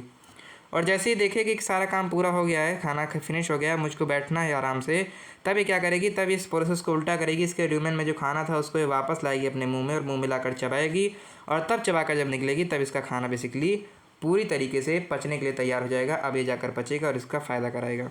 ठीक है, तो और इसके बाद जो खाना बार बार अंदर बाहर ला रही है, इस खाने को क्या कहेंगे आप, कट कहेंगे। दूसरा कॉन्सेप्ट था ग्नॉवर्स का। ग्नॉवर्स क्या है बेसिकली, ग्नॉवर्स क्या है, ग्नॉवर्स उस तरीके के एनिमल्स हैं, जिनके क्या होते हैं, जिनके सामने 2 बड़े बड़े तीत होते हैं, जिनको आप ग्नॉ कहते हैं। जैसे मान लो ये आपका बेसिकली क्या है, एक मान लो एनिमल है, तो इस एनिमल के बाहर 2 बड़े बड़े तीत होंगे, 2 बड़े बड़े दांत होंगे। तो इसके पीछे छोटे छोटे दांत होंगे, लेकिन सामने 2 बड़े बड़े दांत होंगे। वो आपके क्या कहलाएंगे, इसकी मदद से क्या करते हैं, नट को वगैरह, मतलब तोड़ने वाले सामान को अच्छे से तोड़ पाते हैं। इसीलिए क्या कहेंगे, इनको ग्नॉ कहते हैं और इन एनिमल्स को ग्नॉवर्स कहते हैं। ग्नॉवर्स कौन कौन से हो सकते हैं, जैसे आपका रैबिट हो गया, ये एक ग्नॉवर है। जैसे आपकी स्क्वैरल हो गई यानी गिलहरी हो गई, ये क्या है, ग्नॉवर है। और जैसा कि आपका रैट हो गया, ये भी क्या है, एक तरीके का ग्नॉवर से। इन तीनों को अगर आप पाएँ तो आप देख सकते हैं, आप देखिएगा कि इनके सामने क्या होंगे, 2 बड़े बड़े दांत होंगे, उसको आप ग्नॉ कहेंगे। इसके बाद कॉन्सेप्ट आया था किसका, बर्ड का और उनकी नेस्ट का। अब कॉन्सेप्ट आता है किसका, बर्ड्स का और उनकी नेस्ट का। तो इसके आधार पर हमने बर्ड्स को कितने भाग में बांटा था, हमने बर्ड्स को 4 भागों में दोबारा से बांट दिया था। ठीक है, 4 भागों में बांट दिया था। यहाँ पर लाओ बांट देता हूँ, चलो 4 भागों में हमने बांटा था। सबसे पहले कौन थी, सबसे पहले थी वीवर बर्ड। अब वीवर बर्ड के अंदर नाम ही क्या रहा है, वीवर कौन होता है, जो कि कपड़े वगैरह बुनता है, उसको आप वीवर कहते हैं। तो ये क्या करती है, ये कई सारी घास को इकट्ठा करेगी और घास को क्या करेगी, घास को बुनकर ये अपना घोंसला कैसे बनाती हैं, इसके आधार पर हम अभी बर्ड्स को बांट रहे हैं। तो वीवर बर्ड कई सारी घास को ले लेगी और घास को लेकर क्या करेगी, इनको वीव कर लेगी। और वीव करने के बाद फिर क्या करेगी, ये अपना नेस्ट बना लेगी। नेस्ट यानी अपना घर बना लेगी, घर यानी अपना घोंसला बना लेगी। वीवर बर्ड के बाद आती है टेलर बर्ड। टेलर बर्ड के नाम में ही क्या है, टेलर क्या करता है भैया, सुई धागे से सामान को जोड़ देता है। तो ये भी पेड़ पर जाएगी और क्या करेगी, कई सारी पत्तियों को इकट्ठा करेगी और घास से क्या करेगी, उसको जोड़ देगी। यानी इसकी जो बेसिकली बीक कहते हैं, मेरे ख्याल से उसको ना बीक कहते हैं। तो इसकी जो बीक होती है, इसकी जो चोंच होती है, मैं यहाँ पर चोंच लिख देता हूँ आपको समझ में आए। तो इसकी जो चोंच होती है उसको ये एज आ सुई की तरीके से इसका यूज़ करती है। और उसकी मदद से क्या करती है, पत्तियों को घास की मदद से एक दूसरे से जोड़ देती है और उसकी मदद से अपना नेस्ट बना लेती है। ठीक है, समझ में आया, मेरी ख्याल से तो समझ में आ गया होगा। ठीक है, इसके बाद क्या आएगा, इसके बाद आएगा आपका तीसरे तरीके की वर्ड, जो कि होती है वुड पैकर। आपने इसके बारे में थोड़ा बहुत पढ़ भी रखा होगा। वुड पैकर क्या करेगी, ये क्या करती है, ये अपने चोंच की मदद से क्या करेगी, पेड़ पर जाएगी और पेड़ का जो सबसे मोटा वाला पार्ट होता है, अभी आप बताइए सबसे मोटा पार्ट कौन सा होता है, ट्रंक होता है ना। तो उस ट्रंक को क्या करेगी, उस ट्रंक में बड़ा सा छेद कर देगी और उस छेद को कर उस छेद के अंदर जाकर बैठ जाएगी और वही छेद इसका आगे से नेस्ट हो जाएगा। ठीक है, नेस्ट हो जाएगा। इसके बाद आता है चौथा तरीके का बर्ड, जो कि आपने बेसिकली मोबाइल वगैरह में देख रखा होगा, जो कि होती है पेंगुइन। पेंगुइन क्या करेगी, पेंगुइन आपका बेसिकली कहाँ पर रहती है, सबसे पहले बता दूँ, जहाँ पर खूब सारा बर्फ़ होती है वहाँ पर रहती हैं पेंगुइन। उड़ नहीं सकती पेंगुइन, लेकिन क्या होता है, पेंगुइन बेसिकली ज़मीन के अंदर ग्राउंड में क्या करती हैं, ग्राउंड में अपना घोंसला बनाती हैं, उसी के अंदर रह रही होती हैं, उसी के अंदर इनका नेस्ट हो रहा होता है। ठीक है, उसके बाद फिर आते हैं कौन, उसके बाद आते हैं आपके इंसेक्ट, उसके बाद आते हैं आपके इंसेक्ट इंसेक्ट इंसेक्ट इंसेक्ट के लिए क्या कहा मैंने, इंसेक्ट के लिए मैंने कहा कि ये कितने पार्ट में होते हैं, ये 3 पार्ट में होते हैं। सबसे पहला क्या होता है, हाँ ये 3 पार्ट्स में होते हैं। सबसे पहले आता है इनका हेड यानी जिसके अंदर इनका मच्छर, अगर मान लीजिए ले ले मच्छर एक इंसेक्ट है, तो मच्छर को जो जिससे काटता है ना, वो घी जिससे गाना गाता है बढ़िया रात में प्यारा प्यारा, वो गाना अपने हेड की मदद से गाता है। उसके बाद बीच में क्या होता है, उसका एब्डोमेन होता है, एब्डोमेन होता है, एब्डोमेन नहीं होता उसका, अरे क्या कहते हैं उसको, एब्डोमेन नहीं होता, क्या कहते हैं उसको, हाँ थोरैक्स, थोरैक्स ठीक है। उसके आगे इनका क्या होता है, थोरैक्स होता है, थोरैक्स। तो उसके बाद इनका क्या होता है, थोरैक्स होता है। ऐसे आपके थोरैक्स कौन है, आपकी जो छाती है, ये छाती जो है आपकी, उसका आप थोरैक्स कहेंगे। तो ऐसे इनकी भी जो छाती होती है यानी इनके पेट और सिर के बीच का जो पार्ट होता है उसको आप थोरैक्स कहते हैं। और उसके बाद आता है इनका एब्डोमेन, एब्डोमेन यानी इनका बेसिकली पूरा पूरा पेट जिसके अंदर इन्होंने खून भर रखा है आपका, उस खून वाले पेट को आप क्या कहेंगे, एब्डोमेन कहेंगे। ठीक है, पहला कॉन्सेप्ट हो गया। दूसरा इनके लिए बताया गया कि इनके कितने होते हैं, इनके 6 लेग्स होते हैं, इनके 6 पैर होते हैं। यहाँ से बहुत ज़्यादा क्वेश्चन पूछते हैं, स्टार लगा देता हूँ। और उसके बाद तीसरा हमने कॉन्सेप्ट देखा कि ये किसकी मदद से सांस लेते हैं, तो इनकी बॉडी पर क्या होते हैं, इनकी बॉडी पर छोटे छोटे क्या होते हैं, पोर्स होते हैं, छोटे छोटे छेद होते हैं। उन छेद की मदद से क्या कर रहे होते हैं, सांस ले रहे होते हैं। मेरे ख्याल से आपको ये कॉन्सेप्ट समझ में आ गया एनिमल्स वाला। ठीक है, अब हम लोग बढ़ते हैं किसकी तरफ, अब लोग बढ़ते हैं फूड हेल्थ एंड सेफ्टी की तरफ। ऑल राइट, तो अब आता है कौन सा कॉन्सेप्ट, अब आता है concept food health and safety का, यानी हम लोग खाने के बारे में पढ़ लेते हैं। तो खाना आपका बेसिकली 4 तरीके का हो सकता है। ठीक है, खाना आपका 4 तरीके का हो सकता है। पहला होता है क्या, पहला होता है वो खाना जो कि आपको एनर्जी देता है। कौन देता है एनर्जी भाई, तो वो खाना जिसके अंदर आपको कार्बोहाइड्रेट मिले, फैट मिले, वो आपको आप क्या कह सकते हैं, उसको आप एनर्जी गिविंग फूड कह सकते हैं। जैसे राइस हो गया, पोटैटो हो गया, बटर हो गया, घी हो गया, ये सब आपको क्या देते हैं, एनर्जी देते हैं। लेकिन आपको ये पता होना चाहिए कि कार्बोहाइड्रेट से ज़्यादा एनर्जी देती है फैट, लेकिन फैट का आपको ज़्यादा खाना भी नहीं चाहिए। अगर आप घी या बटर वगैरह खाते हैं और उतना मतलब उतने उसको खाने के बाद उसको पचाने भर जितना काम नहीं कर पाते, तब आपको हार्ट की प्रॉब्लम हो सकती है, तो आपको दिल की दिक्कत हो सकती है। इसीलिए आपको अगर ये सब खा रहे हैं तो आपको मेहनत भी बहुत सारी करनी चाहिए, तभी ये आपका काम किया आएगा। वरना फिर आपके अंदर हार्ट की डिजीज़ बनाएगा, आपको दिल का मरीज़ बना देगा, एक दिन हार्ट अटैक आ जाएगा, फिर चल लोगे भाई। ठीक है, तो पहला होता है एनर्जी गिविंग फूड। दूसरा होता है बॉडी बिल्डिंग फूड। हाँ भैया ये बताओ, बॉडी बनानी है मुझको, तो बॉडी बिल्डिंग फूड के अंदर कौन आते हैं, वो फूड जो कि आपको प्रोटीन दे रहे हो। तो कौन देगा प्रोटीन, मिल्क देगी। यार मिल्क तो नहीं पीने का मन करता, पल्स यानी दाल भी खाने का मन नहीं करता, एग यानी अंडे भी खाने का मन नहीं करता, मीट तो हमारे यहाँ खाने के लिए देते ही नहीं है। तो क्या मेरी बॉडी नहीं बनेगी, नहीं बनेगी। दूध पियो भर भर के, दाल पियो भर भर के, तब जाके बॉडी बनेगी। तो ये आपको क्या करती है, आपके टिश्यू को रिपेयर करती है और आपकी ग्रोथ को बढ़ाती है। तीसरा होता है आपका प्रोटेक्टिव फूड। प्रोटेक्टिव फूड यानी जो आपको बेसिकली चोट वगैरह से बचाए। तो वो उसमें आपको विटामिन लेना चाहिए, मिनरल्स लेना चाहिए, जैसे फ्रूट और वेजिटेबल्स को खाना चाहिए। ये आपको डिजीज़ से बचाता है, यानी बीमारियों से बचाता है। और उसके बाद फिर आपको कैल्शियम मिलता है जो कि आपकी हड्डियों को मजबूत रखता है और आपके दांतों को भी मजबूत रखता है। चौथे तरीके के होते हैं कुछ भी नहीं। चौथे में आपका बेसिकली वो चीज़ आती है जिसके कारण से ये तीनों चीज़ें आपका काम कर पाएंगी। वो होता है आपका पानी। यानी अगर आपने अच्छे से पानी नहीं पिया, फाइबर यानी रफेज यानी कुछ चावल नहीं, बेसिकली अलग तरीके खाने, उसको आप हटा ही दीजिए। तो ये बेसिकली आपका डाइजेशन बढ़ाएंगे। और उसके बाद आएगा बेसिकली आपका पानी, द ओजी द ग्रेट। अगर पानी आप नहीं ले सकते तो आपके अंदर से वेस्ट भी नहीं हटेगा और आपका बॉडी का टेम्परेचर भी सही नहीं रहेगा और आपका ऊपर वाला खाना भी नहीं पचेगा। तब फिर आपका बिना पानी के सारी चीज़ें सूनी है। ठीक है, तब इसको भी थोड़ा सा समझ लेते हैं। ठीक है, तो इसमें बात क्या आया, अब आते हैं किसके ऊपर, फूड के ऊपर। फूड के ऊपर तो फूड के अंदर हमने कितने तरीके फूड पढ़ ले, हमने 3 तरीके के फूड पढ़ लिए। चौथा वाला पानी है, उसको हम अलग से डिस्कस करेंगे। तो पहला वाला फूड हमने क्या पढ़ा, पहला वाला फूड हमने पढ़ा जो कि है आपका energy giving food. Energy giving food, तो एनर्जी कौन सा वाला खाना दे रहा है, एनर्जी तो हमको जो कार्बोहाइड्रेट देगा, जो खाना कार्बोहाइड्रेट देगा, जो खाना कार्बोहाइड्रेट देगा, जो खाना फैट देगा, जो खाना फैट देगा, उसको हम कहेंगे कि वो हमको क्या दे रहा है, वो हमको एनर्जी दे रहा है। बाकी सब हमारे दुश्मन है। ठीक है, तो कौन देगा ये सब, आपको राइस देगा ये सब, आपको पोटैटो देगा ये सब, आपको बटर देगा ये सब, आपको चीज़ देगा ये सब। ठीक है, तो ये सब आपको कौन दे रहे हैं, ये सारे खाने दे रहे हैं। तो आप क्या कहेंगे कि यही सब मेरे दोस्त हैं, यही सब मेरे यार हैं, मुझको एनर्जी दे रहे हैं। इसके बाद भैया एनर्जी तो मिल गई, लेकिन हमको बॉडी भी बनानी है ना, तो बॉडी बिल्डिंग वाले हमको फूड बता दीजिए। तो इसके अंदर आपके एक आते हैं जो कि आपको बेसिकली प्रोटीन दे सके ना, हाँ, तो जो आपको प्रोटीन दे सके वो खाने आपकी बॉडी बना पाएंगे। तो कौन दे पाएगा प्रोटीन? प्रोटीन तो आपको मिल्क दे पाएगा, मिल्क जो कि हमको पीना नहीं है। उसके बाद हम आपको दालें दे पाएंगी, पल्स जो कि हमको लेना नहीं है। उसके बाद आपको अंडे, एग, उसके बाद फिर मीट, ठीक है, मीट। यानी ये सारे कुछ ऐसे खाने हैं जिसके अंदर से आपको प्रोटीन मिलता है, और इसी प्रोटीन की मदद से आपकी क्या बनती है? बॉडी शॉडी बन जाएगी आपकी। All right. इसके बाद आएगा क्या? इसके बाद आएगा आपका प्रोटेक्टिव फूड, यानी एक वो खाने जो कि आपको प्रोटेक्ट करेंगे बीमारी से, प्रोटेक्ट करेंगे आपको चोट लगने से। यानी चोट लग गई तो आपकी तबीयत को ठीक कर देंगे। तो आपको जो जो खाने विटामिन दे रहे हैं, मिनरल दे रहे हैं, जो जो खाने आपको विटामिन दे रहे हैं, जो जो खाने आपको मिनरल दे रहे हैं, उन खानों को आप क्या कहेंगे? उन खानों को आप कहेंगे मेरे प्रोटेक्टिव फूड हैं। तो कौन कौन खाने आपको ये सारा काम आपका कर सकते हैं?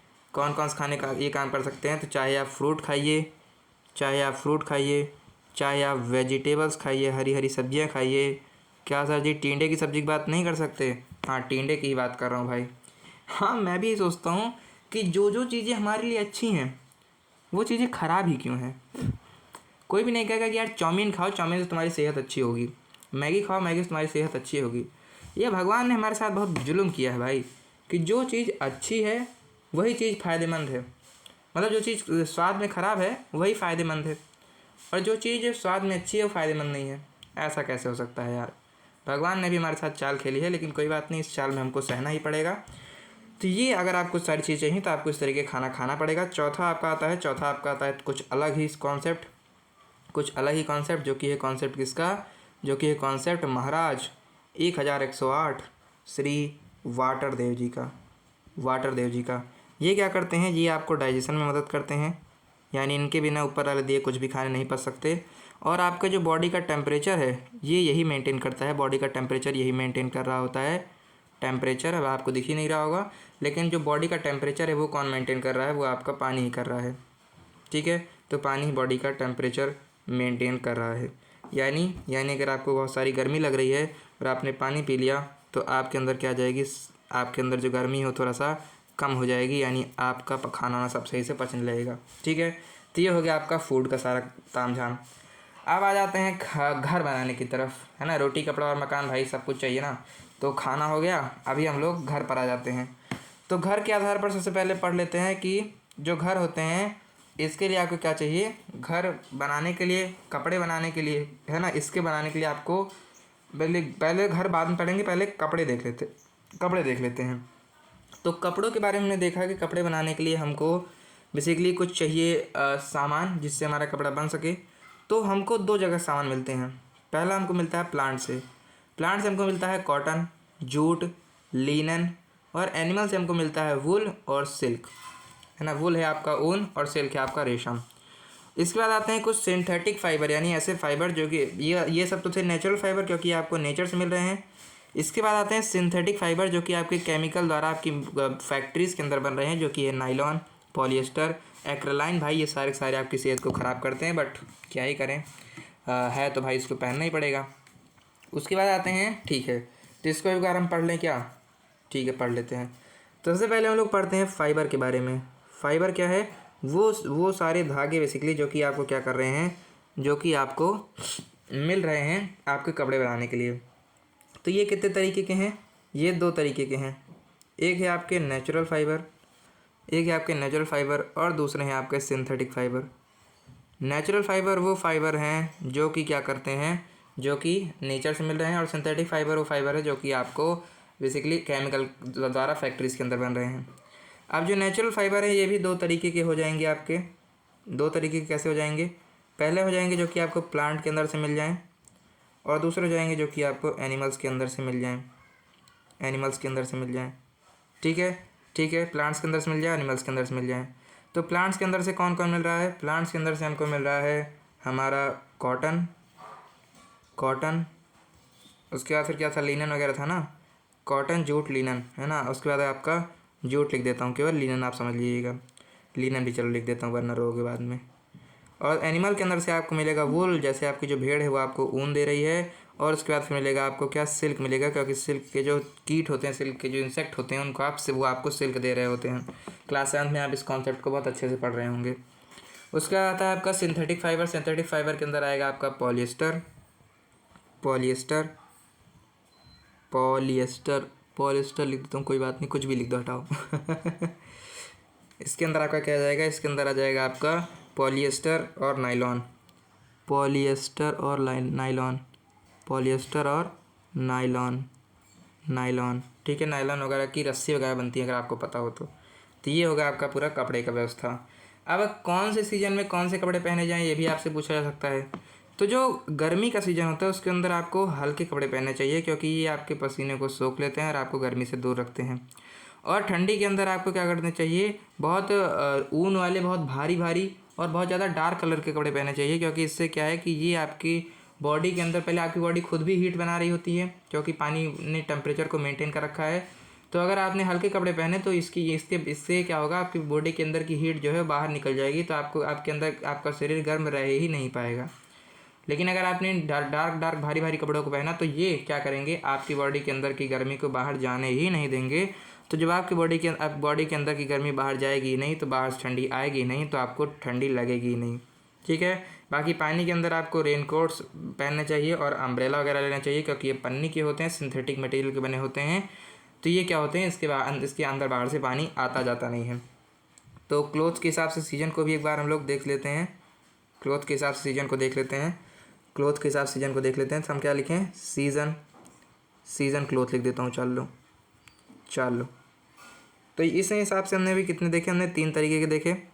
एक हमने देखे समर में क्या व्यवस्था किया जाए सर जी, एक हमने देखा समर में क्या व्यवस्था किया जाए भैया। उसके बाद हमने देखा विंटर में क्या व्यवस्था की जाए। और भैया मेरे घर के बाहर अभी भी बहुत ज़्यादा बारिश हो रही है, छम छम छम छम छम, तो इस बारिश में क्या व्यवस्था की जाए, इन तीनों के लिए मुझे कपड़े बता दो। तो सबसे पहले समर के अंदर तुम्हें क्या पहनना चाहिए, समर के अंदर तुमको लाइट कलर के भी, यानी कलर में भी हल्के हों, जैसे सफ़ेद वगैरह हो गया, ग्रीन वगैरह हल्के कलर, और साथ साथ वेट में भी हल्के कपड़े, है ना, हैवी नहीं लाइट ही कपड़े, है ना, लाइट कपड़े आपको पहनने चाहिए, वेट में भी कलर में भी। ये क्या करते हैं, ये बेसिकली आपके स्वेट यानी पसीने को सोख लेते हैं। तो इससे क्या होता है, इससे आपको गर्मी नहीं लगती है। ठंडी के अंदर आपको क्या करना चाहिए, ठंडी के अंदर आपको डार्क कलर पहनने चाहिए, यानी हाँ समझ लो, डार्क कलर के कपड़े पहनने चाहिए, बहुत काला हो गया, बहुत नीला हो गया। और साथ ही साथ आपको क्या पहनना चाहिए, साथ ही साथ आपको भारी हैवी क्लोथ पहनने चाहिए, क्योंकि ये क्या होंगे, क्योंकि ये हैवी होंगे तो आपके अंदर की गर्मी बाहर जाने नहीं देंगे, बाहर की ठंडी अंदर आने नहीं देंगे, तो आपको क्या लगेगी, ठंडी नहीं लगेगी। पानी के अंदर आपको कुछ ऐसे कपड़े पहनने चाहिए जो कि वाटर प्रूफ हो ना, तभी तो आप पानी से बच पाएंगे। तो इस वाटर प्रूफ के लिए आपको फैक्ट्री के अंदर बने सिंथेटिक कपड़े पहनने चाहिए। एस्थेटिक नहीं बोल रहा, सिंथेटिक बोल रहा हूँ भाई।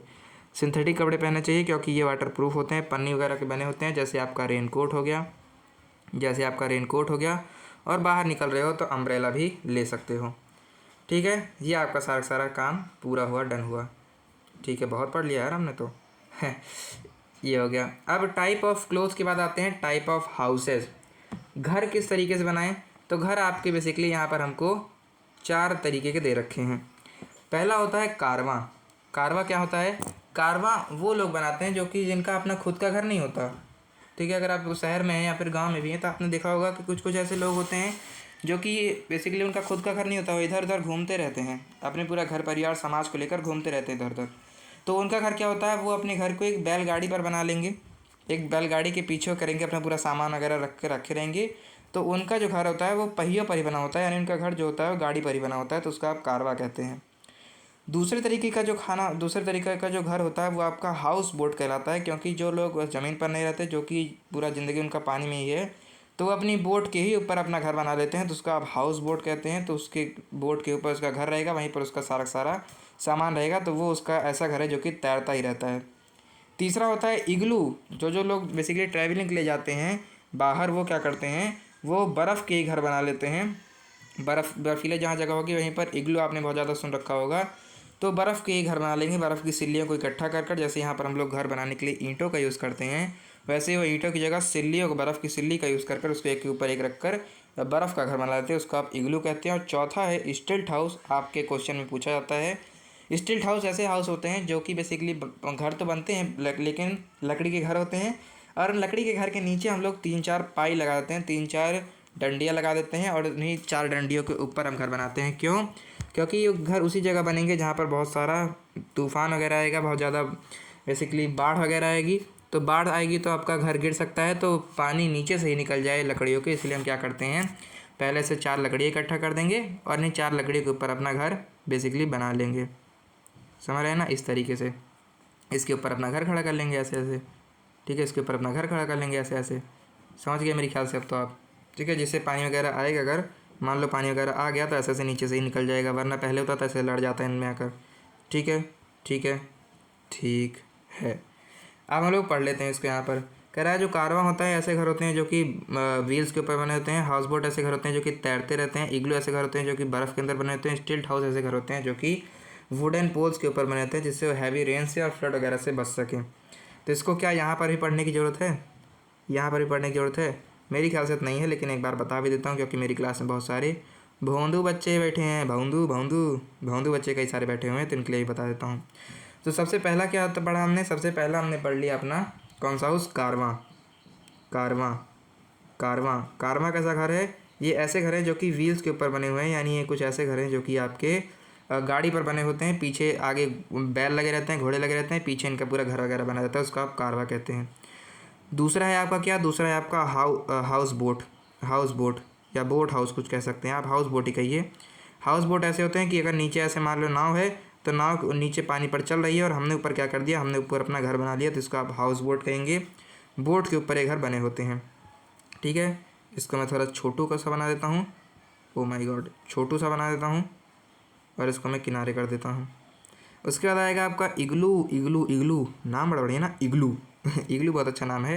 तो इसमें क्या होता है, बर्फ़ जैसे यहाँ पर घर बनाने के लिए ईंटों का यूज़ करते हैं, वैसे वहाँ पर हम लोग बर्फ़ की सिल्लियों को ऐसे इकट्ठा कर कर अपना क्या बना लेंगे, बर्फ़ की सिल्लियों को ही क्या करेंगे, ऐसे इकट्ठा कर एक के ऊपर एक ऊपर रख के ऐसे क्या करेंगे, अपना घर बना लेंगे और यहीं पे ऐसे अंदर जाएंगे, बाहर जाएंगे।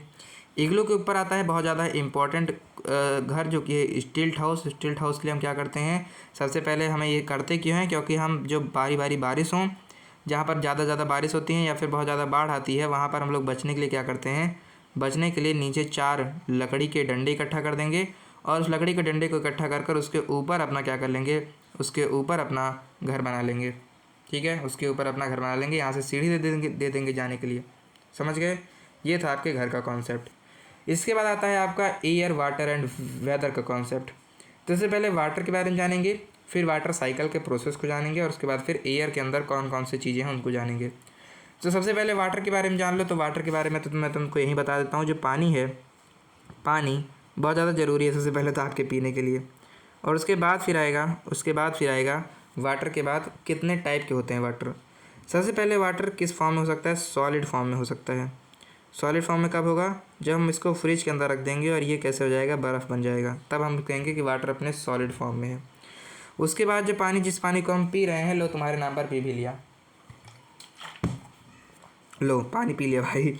तो अगर हम पानी को पी रहे हैं तो वो पानी किस फॉर्म में है? लिक्विड फॉर्म में है, इसलिए हम उस पानी को पी पा रहे हैं और यही वो पानी जिसको आप गुट करके पी जाते हैं।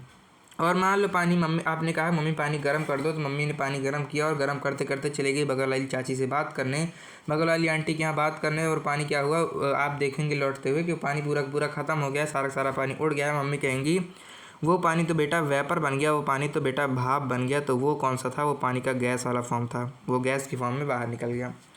ये हो गया आपका पानी का कॉन्सेप्ट। इसके बाद आता है आपका वाटर साइकिल का प्रोसेस। वाटर साइकिल यानी ये बारिश होती कैसे है, इसके बारे में आइए जानते हैं।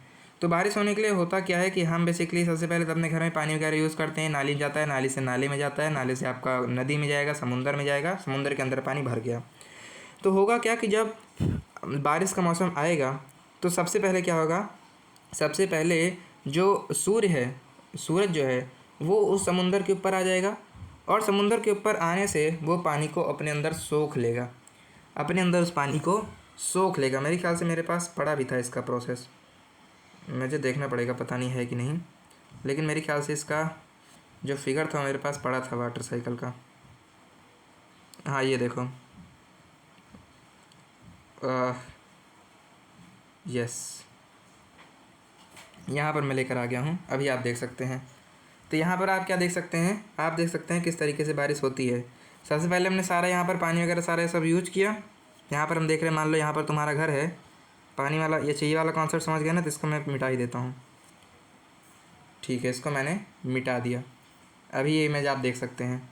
तो इमेज कैसी है, इमेज यही कह रही है कि मान लो मैंने क्या कर दिया, यहाँ पर मेरा घर है, यहाँ पर मेरा घर है पहाड़ों के बीच में, यहाँ पर मैं भैया खड़ा हूँ। अब मैंने अपना मुंह धोया, हाथ धोया, बढ़िया सुंदर बन गया, और सुंदर बनने के बाद मैंने पानी फेंक दिया। अब ये पानी यहाँ से बहता बहता बहता बहता आया और समुंदर के अंदर आ गया। अब जब बारिश होने वाली रहेगी तो कुछ देर में क्या आ जाएगा, कुछ देर में यहाँ पर सूरज ज़्यादा आ जाएंगे, और सूरज ज़्यादा अपनी गर्म होने के कारण इस समुंदर के पानी को ऊपर खींच लेंगे, और ऊपर जब इसको खींचेंगे ना तो ये पानी ऊपर जाकर गैस के फॉर्म में इकट्ठा हो जाएगा, और गैस के फॉर्म में इकट्ठा हुआ पानी ही बादल है। गैस के फॉर्म में इकट्ठा हुआ पानी ही बादल है। बादल, cloud is nothing but the group of water. पानी क्या है, वो जो बादल है वो उसका ग्रुप है। समझ गए। अब कुछ दिन ये रहेगा यहाँ पर आपके ऊपर घूमेगा, और जब बारिश का मौसम आएगा तब यही बादल काले हो जाएंगे, और काले होकर एक दूसरे से लड़ेंगे, मतलब लड़ेंगे नहीं, हाँ बेसिकली लड़ेंगे, और क्या होंगे, स्क्वीज़ होंगे। तो जैसे आप स्पॉन्ज है आपके पास, है ना, या फिर आपके पास ग्लास है, ग्लास के अंदर पानी भरा है, जब उसको आप उल्टा कर देंगे तो पानी गिरने लगेगा। वैसे ये जो बादल है इसके अंदर से फिर दोबारा से पानी गिरने लगता है, और यहाँ पर जैसे मेरे घर के बाहर बारिश हो रही है, वैसे ही आपके घर के बाहर एक दिन बारिश होगी, और हो ही रही होगी, हो सकता है अगर आप ये वीडियो देख रहे हो इस टाइम पर तो बारिश होगी, और बारिश होने के बाद फिर आपके घर में फिर से पानी पानी आ जाएगा, फिर पानी बर्बाद करेंगे, फिर उसके अंदर जाएगा, फिर सूरज लेगा। यही सारा का सारा कॉन्सेप्ट भैया, यही दुनिया की रीति है। ठीक है, कि पानी आता है, लौंडा बर्बाद करता है, लड़के के बर्बाद करने के बाद फिर सूरज आता है, उसको दोबारा सोख लेता है, फिर बारिश होती है, फिर सारा काम होता है। तो वाटर साइकिल में इन्होंने क्या बताया, सबसे पहले सूरज ज़्यादा आएंगे तो वो क्या करेंगे, वो इवेपोरेशन करेंगे। इवेपोरेशन करना यानी लिक्विड फॉर्म के वाटर को गैस के फॉर्म में ले जाना। उसके बाद फिर क्या होगा, गैस बन गया, बादल बन गया। उसके बाद बारिश के मौसम में इसको कंडेंसेशन करेंगे, यानी कंडेंस करेंगे। कंडेंस करने से क्या होगा, जो गैस के फॉर्म में बादल बने हुए हैं ना, वो दोबारा से बारिश कर देंगे, लिक्विड बन जाएंगे, कूलिंग हो जाएगी। और उसके बाद फिर क्या होगा, प्रेसिपिटेशन होगा, है ना, यानी जब वो पानी है ना, वो जो स्क्वीज हो जाएगा कंडेंसेशन कारण, और स्क्वीज होने के कारण पानी बरसेगी, बर्फ़ बरसेगा, और उससे क्या होगा, आपका प्रेसिपिटेशन होगा, और उसी पानी वगैरह को हम कलेक्ट कर देंगे, इकट्ठा कर देंगे, तो हमारा कलेक्शन भी हो जाएगा। तो ये जो वाटर साइकिल है नथिंग बट द क्या है, इसके अंदर सबसे पहले इवेपोरेशन होता है, यानी सूरज ज़्यादा पानी को इकट्ठा कर देते हैं समुद्र से। उसके बाद फिर कंडेंसेशन होता है, यानी जो बादल बने हुए हैं वो तैयार हो जाते हैं पानी गिराने के लिए। और उसके बाद फिर प्रेसिपिटेशन होता है। प्रेसिपिटेशन यानी बारिश होती है, छम छम छम, छाता लेकर निकलते हैं हम। और उसके बाद फिर जो पानी इकट्ठा हो जाता है, फिर बाद में हम उस पानी को इकट्ठा कर लेते हैं, यानी नदियाँ भर जाती हैं, तालाब भर जाते हैं। ठीक है, पानी बरसने के कारण। समझ गए पानी वाला प्रोसेस। अब आता है एयर कंपोजिशन। तो हमारे बाहर जो हवा है, हवा तो नहीं कह सकते, हमारे बाहर जो बेसिकली एटमॉस्फेयर है, आप क्लास 7 में इस चीज़ को अच्छे से पढ़ेंगे कि हमारे बाहर जो एटमॉस्फेयर है, ये एक ऐसा मतलब हमारे जो बाहर समझ रहे हैं ना, हवा है, एटमॉस्फेयर है, इसमें आपको दिखाई नहीं दे रहा, लेकिन इसके अंदर कई सारी गैसें हैं। जैसे इस हवा के अंदर 78% यानी सबसे ज़्यादा क्या है, सबसे ज़्यादा है नाइट्रोजन गैस। उसके बाद उससे कम है क्या, उससे कम है 21% क्या, ऑक्सीजन गैस। उससे कम 21% है ऑक्सीजन गैस, और 21% से भी कम है ना, ये कितना होगा, ये दोनों मिलकर आपका हो गया 99%। अब जो 1% है, इसी 1% में कुछ अदर गैसेस आती हैं, जैसे आपका आ गया क्या, CO2 आपका 0.02% होता है, 0.02% होता है। आर्गन भी होता है इसी, मतलब अलग अलग गैसेस यहाँ पर एग्जिस्ट कर रही होती हैं आपके हवा के अंदर। अब हवा के अंदर ये बता रहे हैं कि जब हवा आपकी सीधे खड़ी हुई है तब उसको आप हवा कहेंगे, जब वो हवा चलने लगी तब आप उस हवा को हवा नहीं विंड कहेंगे, और जब वो हवा एकदम धीरे धीरे समुद्र के किनारे अगर आप जाके बैठेंगे तो बहुत धीरे धीरे हवा चलती रहती है, तो उसका आप ब्रीज कहेंगे, समीर कहेंगे। ठीक है, मैं आपको बताता हूँ। जैसे ये जो है एयर, इसको आप क्या कहेंगे, इसको आप वायु कहेंगे। विंड को आप क्या कहेंगे, विंड को आप हवा कहेंगे। और जो ब्रीज़ है, इसको आप समीर कहेंगे, समीर। और यही हवा जब एकदम में तेज़ चलने लगे, एकदम भाई भाग रही है खूब तेज़ से, तब ये कोई प्यारी भरी हवा नहीं है, ये बड़ी आपकी सिर की टोपी उड़ा ले जाएगी भाई। ये आपका क्या है, आया तूफ़ान। ये आपका क्या है, ये आपका तूफ़ान है। समझ में आ गया क्या? समझ में आ गया क्या? इसमें मेरे ख्याल से मैंने यहीं पर सारी चीज़ समझा दी, तो अलग समझाने की ज़रूरत नहीं है। इसके बाद क्या है, इसके बाद क्वेश्चन आ जाएगा कि नहीं यार मुझे देखना दो, जो हम क्या पढ़ रहे हैं ये पढ़ रहे हैं, इसके बाद फिर ठीक है इसके बाद क्वेश्चन आ जाएगा, परेशान मत हो, क्योंकि यही आपका 1 घंटे का कॉन्सेप्ट हो गया। इसके बाद फिर आता है क्या आपका matter, earth, moon and solar system. कुछ कुछ चीज़ों के बारे में जान लेते हैं। जैसे आपका सबसे पहले आता है मैटर। मैटर आपको क्लास 10th के अंदर या 9th के अंदर आपको पढ़ने को मिलता है, लेकिन अब बड़े बच्चे हो यार, क्लास 3rd में हो लेकिन फिर भी पढ़ो इस चीज़ों को। मैटर क्या है? मैटर बेसिकली कोई भी चीज़ जो आप देख रहे हैं अपने आसपास, वो सारी सारी चीज़ मैटर है ना। अभी ऊपर वाली क्लास में बताया जाता है कि वो सारी चीज़ें जिसके अंदर कोई भार हो, यानी वो आप अपने हाथ पे लेते आपको भारी फील हो, मतलब भारी फील हो ना भी हो, मतलब उसको कुछ ना कुछ भार हो, ठीक है, और वो इस दुनिया में जगह ले रही हो, तब आप उसको क्या कहेंगे? तब आप उसको मैटर कहेंगे, ठीक है। तो मैटर कितने तरीके के हो सकते हैं? मैटर आपका 3 तरीके का हो सकता है, सॉलिड, लिक्विड, गैस। सॉलिड क्या है? सॉलिड ऐसा मैटर है जिसका शेप भी फिक्स है और वॉल्यूम भी फिक्स है। शेप क्या है? शेप है उसका आकार। जैसे मेरे पास ये बोतल है, तो इस बोतल का जो आकार है वो बोतल की तरह है। आपके हाथों में अगर पेन है तो उस पेन का आकार जो है पेन की ही तरह है ना, देख सकते हो, उसका एक फिक्स शेप है। ये नहीं है कि अगर आप उसको छोड़ देंगे तो बह जाएगा पानी, तो ऐसा है नहीं। और उसका वॉल्यूम भी फिक्स है, यानी उसमें जितनी जगह है, उसका जितना भार है, मतलब उसमें जितनी क्वांटिटी है, वो सारी की सारी चीज़ें फिक्स हैं। तो उसको आप क्या कहेंगे? सॉलिड कहेंगे, ठीक है। ठीक है, इसको मैं आपको अलग से बता देता हूँ। इसको मैं आपको एक काम करता हूँ, अलग से बता देता हूँ, ठीक है। तो हम लोग किसके बारे में पढ़ रहे हैं? हम लोग पढ़ रहे हैं मैटर के बारे में। तो मैटर हमने पढ़ा 3 तरीके का होता है। मैटर हमारा 3 तरीके का होता है। सबसे पहला आता है आपका सॉलिड। सॉलिड क्या है? सॉलिड वो मैटर है जो कि क्या करे भैया? सॉलिड वो मैटर है जिसका शेप जो है वो भी फिक्स हो, जिसका शेप जो है वो भी फिक्स हो, और इसका वॉल्यूम जो है, उसके अंदर क्वांटिटी जो है वो भी फिक्स हो। तो आप उसको क्या कहेंगे? कि ये सॉलिड है। उसके बाद आता है लिक्विड। अरे पानी, पानी। तो पानी में क्या होगा? पानी का जो वॉल्यूम है, पानी का जो वॉल्यूम है वो तो फिक्स ही होगा। अगर आपने 2 बोतल पानी लिया है तो 2 ही बोतल पानी रहेगा।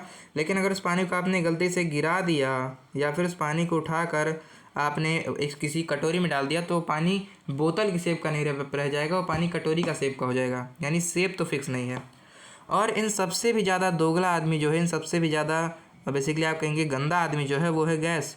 क्योंकि गैस का तो ना शेप फिक्स है, हाँ, कमरे में छोड़ देंगे तो पूरा पूरा कमरे में भरने चला जाएगा। तो गैस का ना तो शेप फिक्स है और ना वॉल्यूम फिक्स है। आप नहीं बता सकते कि मैंने कितने किलो गैस ले रखी है। अगर उस गैस को आपने खोल दिया तो आपको कुछ भी वैल्यूम वगैरह नहीं पता चलने वाली है। ये हो गया आपका मैटर। इसके बाद फिर चलते हैं किधर? इसके बाद चलते हैं अर्थ के बारे में। तो अर्थ के बारे में आपको 2 चीज़ें केवल पढ़नी है। अर्थ के बारे में आपको 2 चीज़ें पढ़नी है। सबसे पहला क्या है? सबसे पहला, अर्थ 2 तरीके से काम कर रही होती है। इसकी भी इमेज मेरे पास पड़ी हुई है, इसकी भी इमेज मेरे पास पड़ी हुई है, तो मैं आपको दिखाई देता हूँ। मैं पहले बहुत सोचता था कि यार ये इमेज काम खाएगी, लेकिन अब जाकर मुझे कुछ प्यारे प्यारे बच्चे मिल गए हैं, तो अब ये इमेज मेरे काम आ रही है। अब ये इमेज मेरे काम आ रही है, ठीक है। तो इस इमेज को देखो, इस इमेज को देखो। इस इमेज में आप क्या देख रहे हैं? इस इमेज में आप सब कुछ जो आपको दिख रहा है उसको भी हटा दीजिए। अभी अपनी नज़र गड़ा कर बैठे केवल इस किस पर? केवल इस धरती माता पर। इसको एकदम भर देता हूँ, धरती माता को। अपनी नज़र गड़ा के रखिए किस पर? इस धरती माता पर। इस धरती माता पर अपनी नज़र लगा के रखिए। तो ये जो धरती माता हैं, ये क्या करती हैं? ये धरती माता 2 तरीके से घूमती हैं। जब ये सूरज के चक्कर लगाती हैं तब ये 2 तरीके से चक्कर लगा रही होती हैं। पहला कौन सा चक्कर है? पहला ये इनका ये चक्कर होता है कि ये क्या करेंगी? ऐसे ही अपने ही एक्सिस पर। अगर आपको समझ में आ रहा हो, या फिर अगर आपको और अच्छे समझ में आए, इसलिए मैं क्या करता हूँ, इस वाले कलर को हटा देता हूँ, इस वाले कलर को हटा देता हूँ, और एक वैसा कलर ले लेता हूँ जो कि आपको दिखाई दे। और वैसा कलर मुझको ही पता है, आपको ही पता है, पूरी दुनिया को पता है कि पीले से ज़्यादा अच्छा क्या दिख सकता है भाई? पीला कलर ही इतना ज़्यादा खिल कर आता है, कोई दिक्कत ही नहीं होती। ओ माय गॉड, ठीक है। तो पीले कलर से ज़्यादा अच्छा कुछ नहीं दिख सकता। तो ये धरती माता 2 तरीके से मूवमेंट करती हैं। एक तो धरती माता, ये देख रहे हो, अपने ही एक्सिस पर किस तरीके से, देखो, गोल गोल गोल गोल घूम रही हैं, गोल गोल गोल गोल घूम रही हैं, है ना। अपनी एक्सिस पर गोल गोल गोल गोल घूम रही हैं। ये आप देख पा रहे हैं क्या? हाँ सर जी, मैं देख पा रहा हूँ। ये देखो कैसे घूम रही है, ये देखो, गोल गोल गोल गोल घूम रही है ना अपनी एक्सिस पर। हाँ सर जी, मैं देख रहा हूँ कि गोल गोल अपनी एक्सिस पर घूम रही है। तो इसके गोल गोल अपने एक्सिस पर घूमने के कारण क्या होगा, इसके गोल गोल अपने ही एक्सिस पर घूमने के कारण क्या होगा, इसको आप क्या कहेंगे, इसको आप रिवोल्यूशन कहेंगे, है ना, रिवोल्यूशन ही कहेंगे ना मेरे ख्याल से। इसको आप रोटेशन कहेंगे, सॉरी, इसको आप क्या कहेंगे, इसको आप रोटेशन कहेंगे। ये अपनी एक्सिस पर घूम रही है तो इसको आप क्या कहेंगे, इसको आप रोटेशन कहेंगे, रोटेशन। इस रोटेशन में क्या होता है कि ये अपनी एक्सिस पर एक बार, जैसे मान लो अभी यहाँ पर ये इस स्थिति में है, तो ये एक बार घूम कर दोबारा से इस स्थिति में आने पर, दोबारा से इस पोजीशन में आने में ये कितना टाइम लेती हैं, 24 घंटे का टाइम लेती हैं, यानी एक दिन लगा देती हैं। ठीक है, एक दिन लगा देती हैं। और इसी 24 घंटे के कारण क्या होता है, इसी एक दिन लगाने के कारण क्या होता है, दिन रात होती है, डे नाइट होता है, डे भी होता है और नाइट भी होता है। ठीक है, डे भी होता है और नाइट भी होता है। इसी के कारण जो ये क्या करती हैं, 24 घंटे में रेवोल्यूशन वगैरह कर रही होती हैं, इसी कारण से दिन रात हो रहे होते हैं। ठीक है, ठीक है। अब दूसरा कॉन्सेप्ट देखो, दूसरा कॉन्सेप्ट है ये वाला, ये वाला। ये धरती माता सूरज के इस तरीके से चक्कर लगाएंगे कि पहले पीछे जाएंगी, फिर पीछे चक्कर लगा लगा लगा, फिर यहाँ पर आएंगी, फिर यहाँ पर आएंगी, सॉरी यहाँ पर आएंगी, फिर ऐसे फिर चक्कर लगाएंगी, ऐसे ऐसे गोल गोल चक्कर लगाती है ना, ऐसे ऐसे गोल गोल चक्कर लगाती है ना, ऐसे ऐसे ऐसे चक्कर लगाती है ना। तो ऐसे ऐसे इनके चक्कर लगाने को आप क्या कहेंगे, अपनी ही एक्सिस पर घूमने को आप रोटेशन कहेंगे, लेकिन इनके इस तरीके से चक्कर लगाने को आप रिवोल्यूशन कहेंगे, रिवोल्यूशन कहेंगे। और इसी रिवोल्यूशन के कारण क्या होता है, इसी रिवोल्यूशन के कारण आपके सीजन आते हैं, जैसे आपकी गर्मी आएगी, आपका ठंडी आएगी, ये किस कारण आएंगे, इसी कारण आएंगे। अब ये कैसे आते हैं, जैसे डे और नाइट कैसे होते हैं, अगर ये आपको जानना है, और ये सीज़न कैसे आते हैं, इसको आपको अगर और डिटेल में जानना है, तो फिर आप क्या करिए, कमेंट सेक्शन में आप मुझे बता दीजिए भैया मुझे वो वाला जो चीज़ है वो मुझे बहुत अच्छे से, मुझे और अच्छे से जानना है, मुझे बहुत मज़ा आ रहा है, तो मैं आपको उसको और अच्छे से समझा दूंगा। अभी क्लास 3 के लेवल पर इतना ही बहुत है। ठीक है, चाहिए हमने जाना कि अगर अपने एक्सिस पर घूम रही है तो फिर क्या कहेंगे आप, रोटेशन कर रही है, इसी कारण 24 घंटे में रोटेशन पूरा करती है और दिन रात होता है। और अगर ये अब ऐसे ऐसे घूम रही है गोल गोल, तो फिर आप क्या कहेंगे, तो आप कहेंगे अगर ये इस तरीके से घूम रही है, इस तरीके से घूम रही है, तो आप कहेंगे कि ये रिवोल्यूशन कर रही है। रिवोल्यूशन ये कितने दिन में करती है, रिवोल्यूशन ये 365 दिन में करती है, 365 दिन में करती है। ठीक है, अभी 4 साल में एक बार क्या होता है, फरवरी में, 4 साल में एक बार फरवरी में, मतलब वैसे 4 साल 3 साल, उसमें फरवरी में 28 दिन होते हैं, लेकिन चौथी साल क्या होता है, उस फरवरी में 29 दिन हो जाते हैं। जिस दिन 29 दिन हो जाएंगे उस दिन 28 में एक जुड़ गया, 29 हो गया, तो क्या 365 में भी एक जोड़ दूंगा, तो हाँ, तो उस साल यहाँ पर 365 दिन ना होकर 366 दिन होते हैं साल में, तो उस दिन ये 366 दिन लगा देगी। ठीक है, और इस साल को स्पेशल नाम दिया जाता है, इस ईयर को हम कहते हैं लीप ईयर। ठीक है, लीप ईयर कहेंगे। तो बहुत सारी हमने साफ़ सफाई कर दी, तो ज़रा मैं इसको क्लियर कर देता हूँ और हम लोग अपने कॉन्सेप्ट पर चलते हैं। तो क्या कह रहा है यहाँ पर, ये कह रहा है कि हाँ, अर्थ की मूवमेंट वो तो अपनी एक्सिस पर घूमेगी 24 घंटे में, तो आप इसको रोटेशन कहेंगे, इसी कारण से दिन और रात होती है। और फिर मान लो सन के किनारे किनारे घूमेगी एक फिक्स ऑर्बिट में, तो उसका आप रेवोल्यूशन कहेंगे, 365 दिन में करती है, और इसी कारण से सीज़न आते हैं। अब आता है कॉन्सेप्ट मून का, यानी चंदा मामा का कॉन्सेप्ट आ गया। चंदा मामा कौन है, चंदा मामा बेसिकली अर्थ के ही क्या है, अर्थ के ही एक सैटेलाइट हैं। सैटेलाइट क्या मतलब, जो मशीन घूमती रहती है वो सैटेलाइट नहीं। ये जैसे मान लो आपने देखा कि जिस तरीके से सूर्य के किनारे किनारे अर्थ घूम रही थी, उसी तरीके से अर्थ के किनारे किनारे हमारा चंदा मामा घूमता है, तो इसलिए हम चंदा मामा को इसका क्या कहेंगे, हम इसका चंदा मामा को इसका सैटेलाइट कहेंगे, यानी उपग्रह कहेंगे। ठीक है, इसके खुद की कोई लाइट नहीं होती, ये क्या करती है, जो सूर्य की लाइट होती है वही इस पर आती है, तो उसी की परछाई की मदद से क्या दिखता है, आपको रात में दिख रहा होता है। अब जो मून के फेजेस हैं, इसमें से आपको सवाल पूछा जा सकता है, तो इसको मैं आपको बता देता हूँ। सबसे पहला जो मून का फेज़ होता है वो होता है न्यू मून का फेज़। तो न्यू मून में आपको जो फेज़ होता है, वो न्यू मून में आपको दिखाई ही नहीं देता है सूर्य, वो चाँद, उसको अमावस्या कहते हैं। जिस रात में चाँद आपको दिखाई नहीं देगा उसका आप अमावस्या कहेंगे।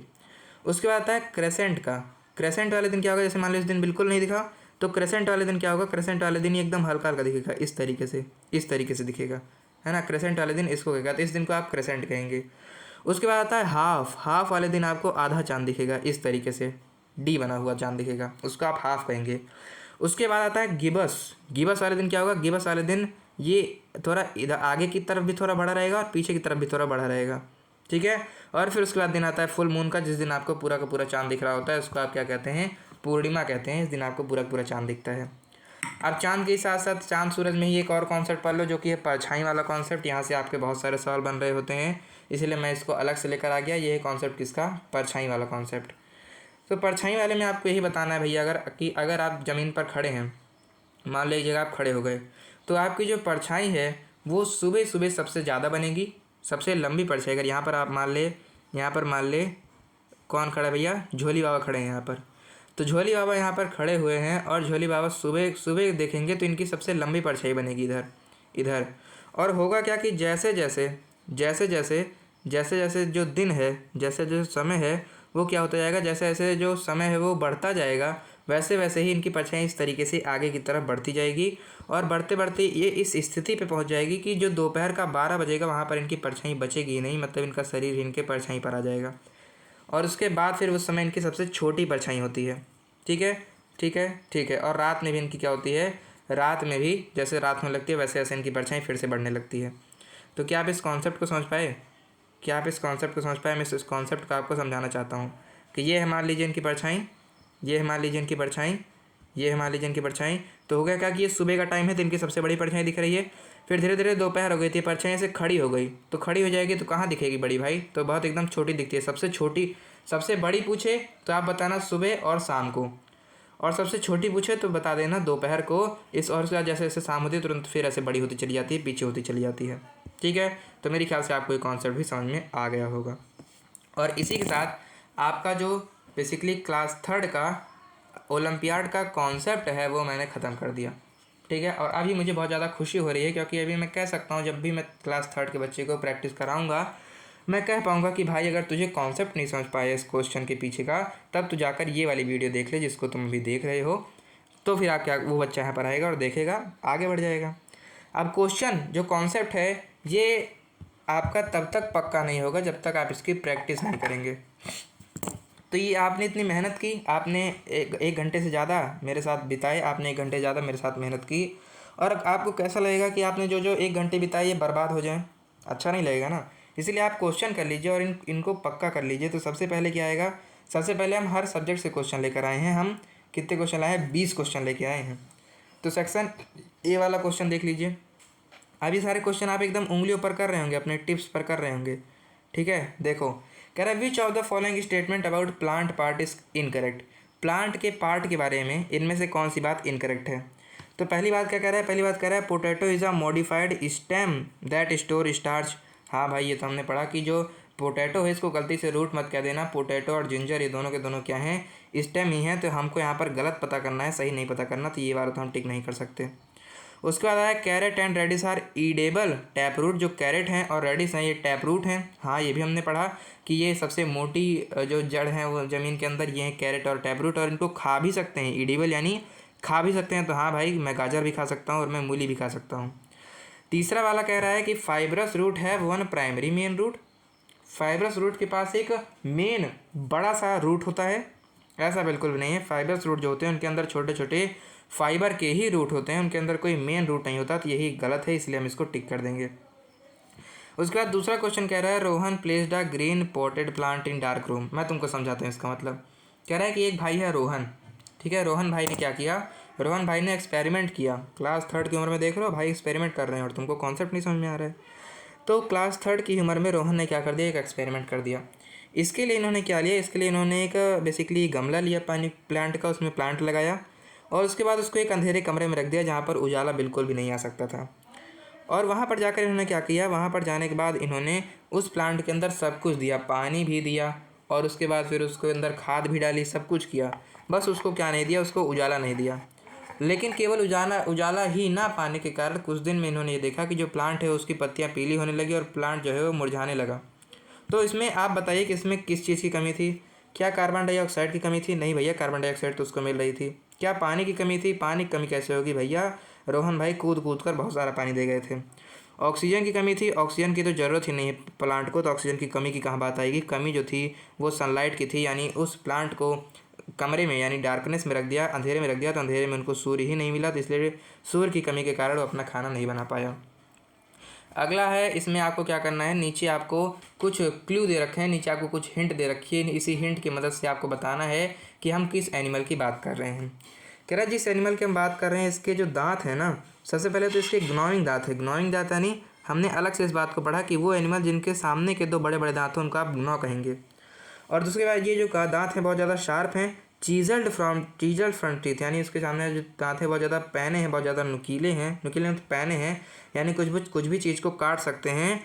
तो इस तरीके के इसके दांत हैं। तो बताइए कौन है। तो क्या लॉयन के हमने एग्जाम्पल लिया था? नहीं भैया, लॉयन का एग्जाम्पल नहीं लिया था। क्या हमने गाय का एग्जाम्पल लिया था इसके लिए? नहीं लिया था। हमने तो भैया खरगोश का एग्जाम्पल लिया था, और हमने स्क्वेरल का एग्जाम्पल लिया था, हमने गिलहरी का एग्जाम्पल लिया था ग्रोइंग टीथ के लिए। चौथा आता है which bird use its needle like beak to stitch leaf together using thread. कह रहा है कि धागे की मदद से बेसिकली, और स्ट्रॉ की मदद से, और स्पाइडर की जाल की मदद से, या फिर घास की मदद से, इनमें से कौन सी ऐसी बर्ड है जो कि क्या करती है, जो कि पत्तियों को एक दूसरे से जोड़ देती है अपनी टोंट की मदद से, अपनी चोंच की मदद से उसको जोड़ देती है। तो कौन सी है? क्या वो वुडपेकर है? नहीं भैया, वुडपेकर के बारे में हमने पढ़ा था कि ये क्या करती है, ये ट्रंक के अंदर जाती है और ट्रंक के अंदर खोद खोद कर अपना घर बनाती है। क्या वीवर बर्ड ऐसा करती है? नहीं भैया, वीवर बर्ड तो क्या करती है, ये घास को एक साथ में बुन कर अपना नेस्ट बनाती है। तो वीवर बर्ड भी इसका आंसर नहीं है। तो क्या इसका आंसर टेल बर्ड है? हाँ, इसका आंसर टेल बर्ड है, क्योंकि टेलर बर्ड के ही अंदर नाम आ रहा है टेलर, और यही अपनी चोंच को सुई की तरह काम मिलाती है और क्या करती है, अपना घर बना रही होती है। पांचवा क्वेश्चन है, कह रहा है an insect breathe through small opening present on the side of its body, what is this opening call. हमने पढ़ रखा है कि एक इंसेक्ट है जो कि क्या करता है, इंसेक्ट तो हमने पढ़ ही रखा है कि वो क्या करते हैं, अपने किनारे किनारे उनको छोटे छोटे छेद मिल रखे होते हैं, उन्हीं छेद की मदद से वो सांस लेते हैं। तो बताइए उन छेद को क्या कहा जाता है? क्या उन छेद को लंग्स कहा जाता है, फेफड़ा? नहीं भैया। क्या उनको स्टोमाटा कहा जाता है? अरे स्टोमाटा तो पेड़ के अंदर होता है, यहाँ पर इंसेक्ट की बात कहाँ पर आ गई। क्या उसको गिल्स कहा जाता है? नहीं, हमने वहाँ पर पढ़ रखा था, उसको स्पाइरल कहा जाता है। यहाँ पर मेरे ख्याल से पढ़ा भी होगा, बहुत दूर चला गया होगा, कहाँ गया, ये रहा ना, ये देखो, इंसेक्ट के बारे में हमने ये कहा था कि ये कहाँ सांस लेते हैं, इनके पास स्पाइरल्स होते हैं, उन्हीं स्पाइरल्स की मदद से क्या करते हैं, अपना सांस वगैरह ले रहे होते हैं। तो इसका आंसर क्या हो जाएगा? इसका आंसर हो जाएगा स्पाइरल्स। क्वेश्चन नंबर 6 कह रहा है स्टडी द फूड चेन। नीचे आपको एक फूड चेन दे रखी है। फूड चेन क्या होती है? फूड चेन बेसिकली एक तरीके की चेन होती है, मतलब एक तरीके की ऐसी सीरीज जिसमें आपको ये समझाया जाता है जिसकी मदद से कि कौन किसको खा रहा है। समझ रहे हो? जैसे मान लो घास उगी, तो घास को आकर कौन खा गया? घास को आकर एक गाय खा गई, ठीक है। गाय को आकर कौन खा गया? गाय को आकर शेर खा गया। तो हम इसको इस तरीके से बनाएंगे, पहले घास बनाएंगे, फिर घास के आगे तीर देंगे गाय के लिए, है ना। मान लीजिए घास उगी, तो घास को किसने खा लिया? घास को गाय ने खा लिया, काऊ को खा लिया।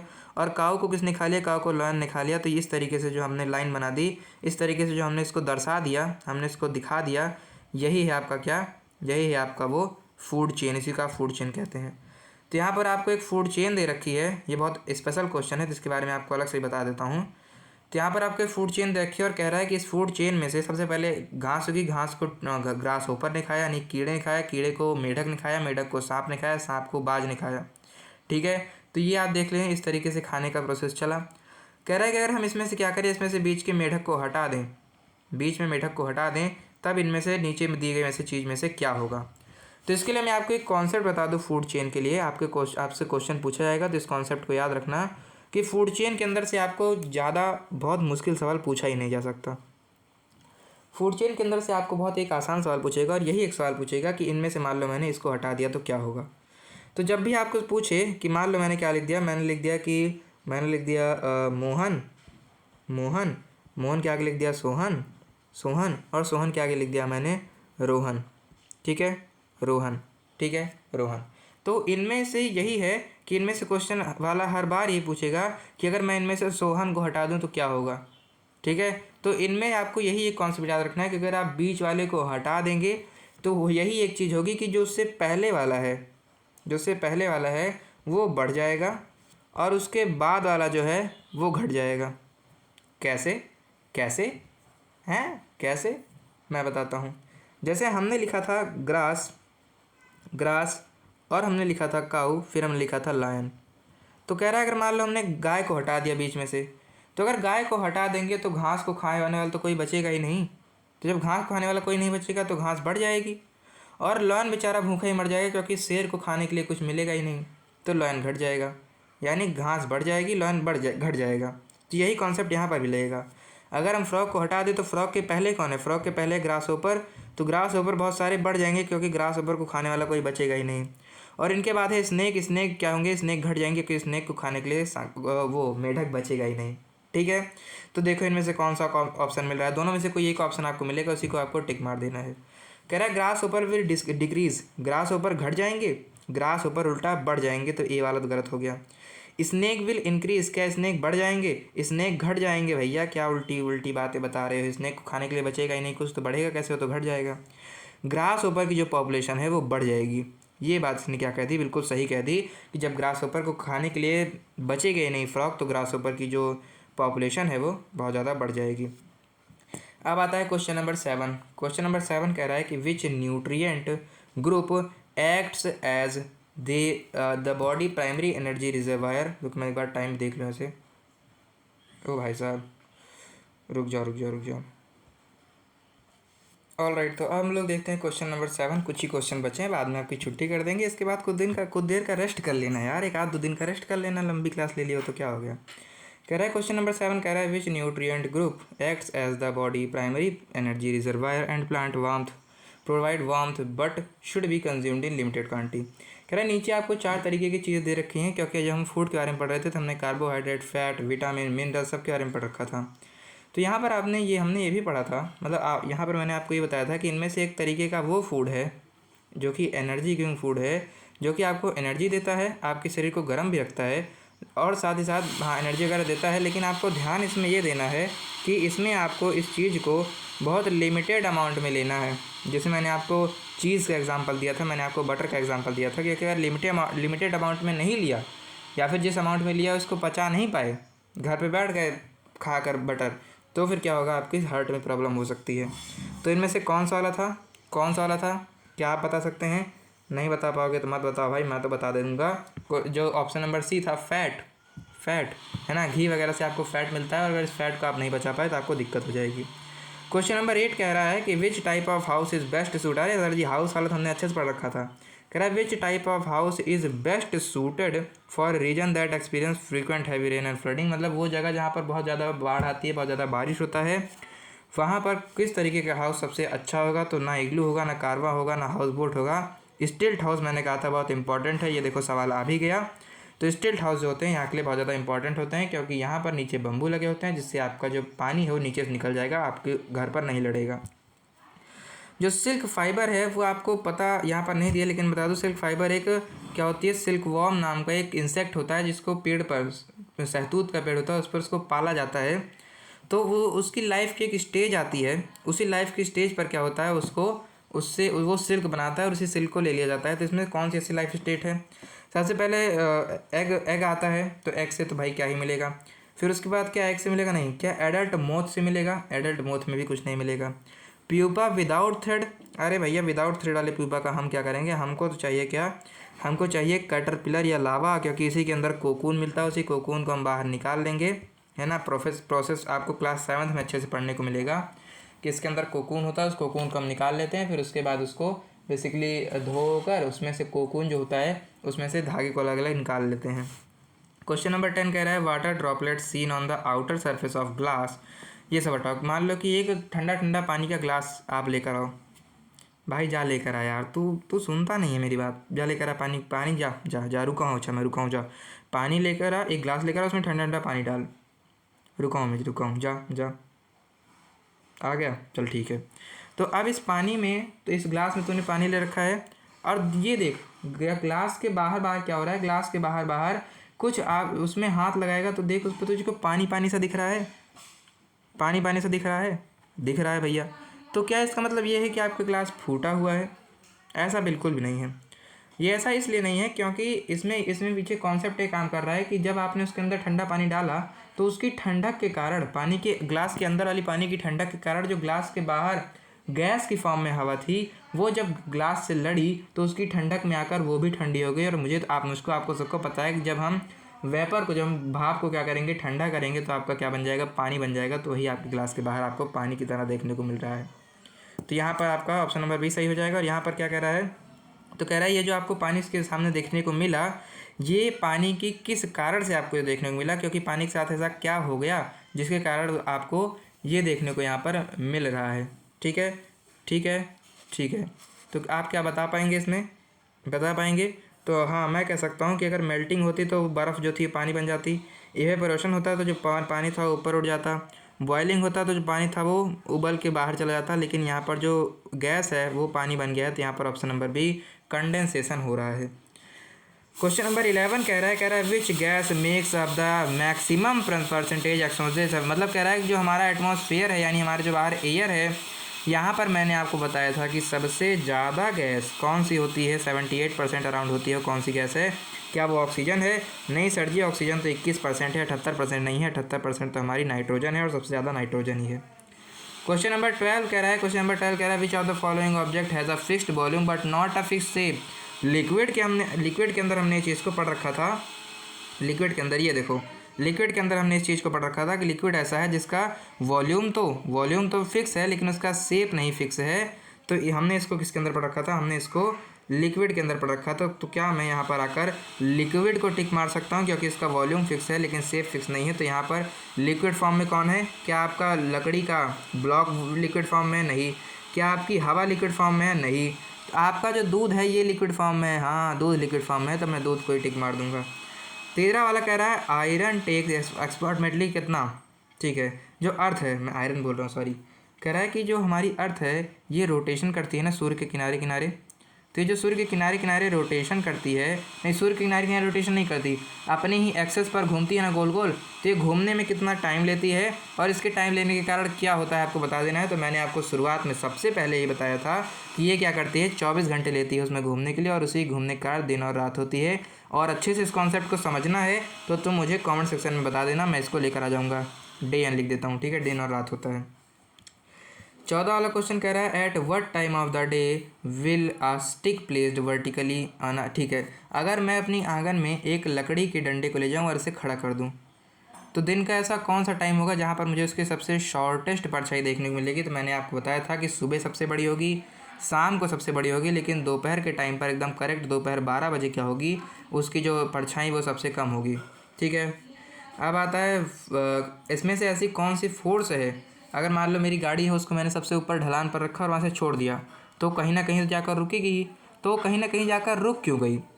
वो इसलिए रुक गई भैया क्योंकि जो गाड़ी के पहिए थे ना, गाड़ी के जो पहिए थे वो आगे तो बढ़ते चले जा रहे थे, वो आगे तो बढ़ते चले जा रहे थे, लेकिन उनके पीछे जो ज़मीन थी, उनके पीछे जो अर्थ थी, वो एक स्पेशल तरीके का फोर्स लगा रही थी जिसको आप क्या कहते हैं, आपको नहीं बताया मैंने इस क्लास में, लेकिन यहाँ पर बता देता हूँ कि उसको कौन सा फोर्स कहते हैं। उसको आप फ्रिक्शनल फोर्स कहते हैं और ये जो लगाती है उसको आप फ्रिक्शन कहते हैं।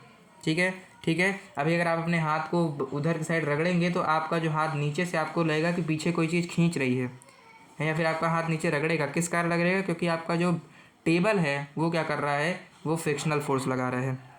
ठीक है, ठीक है। धरती ग्रेविटेशनल फोर्स लगाती है, मैग्नेट लोहे की तरफ मैग्नेटिक फोर्स लगाता है, लेकिन ये सब आंसर गलत है। सही आंसर है option number C, frictional force.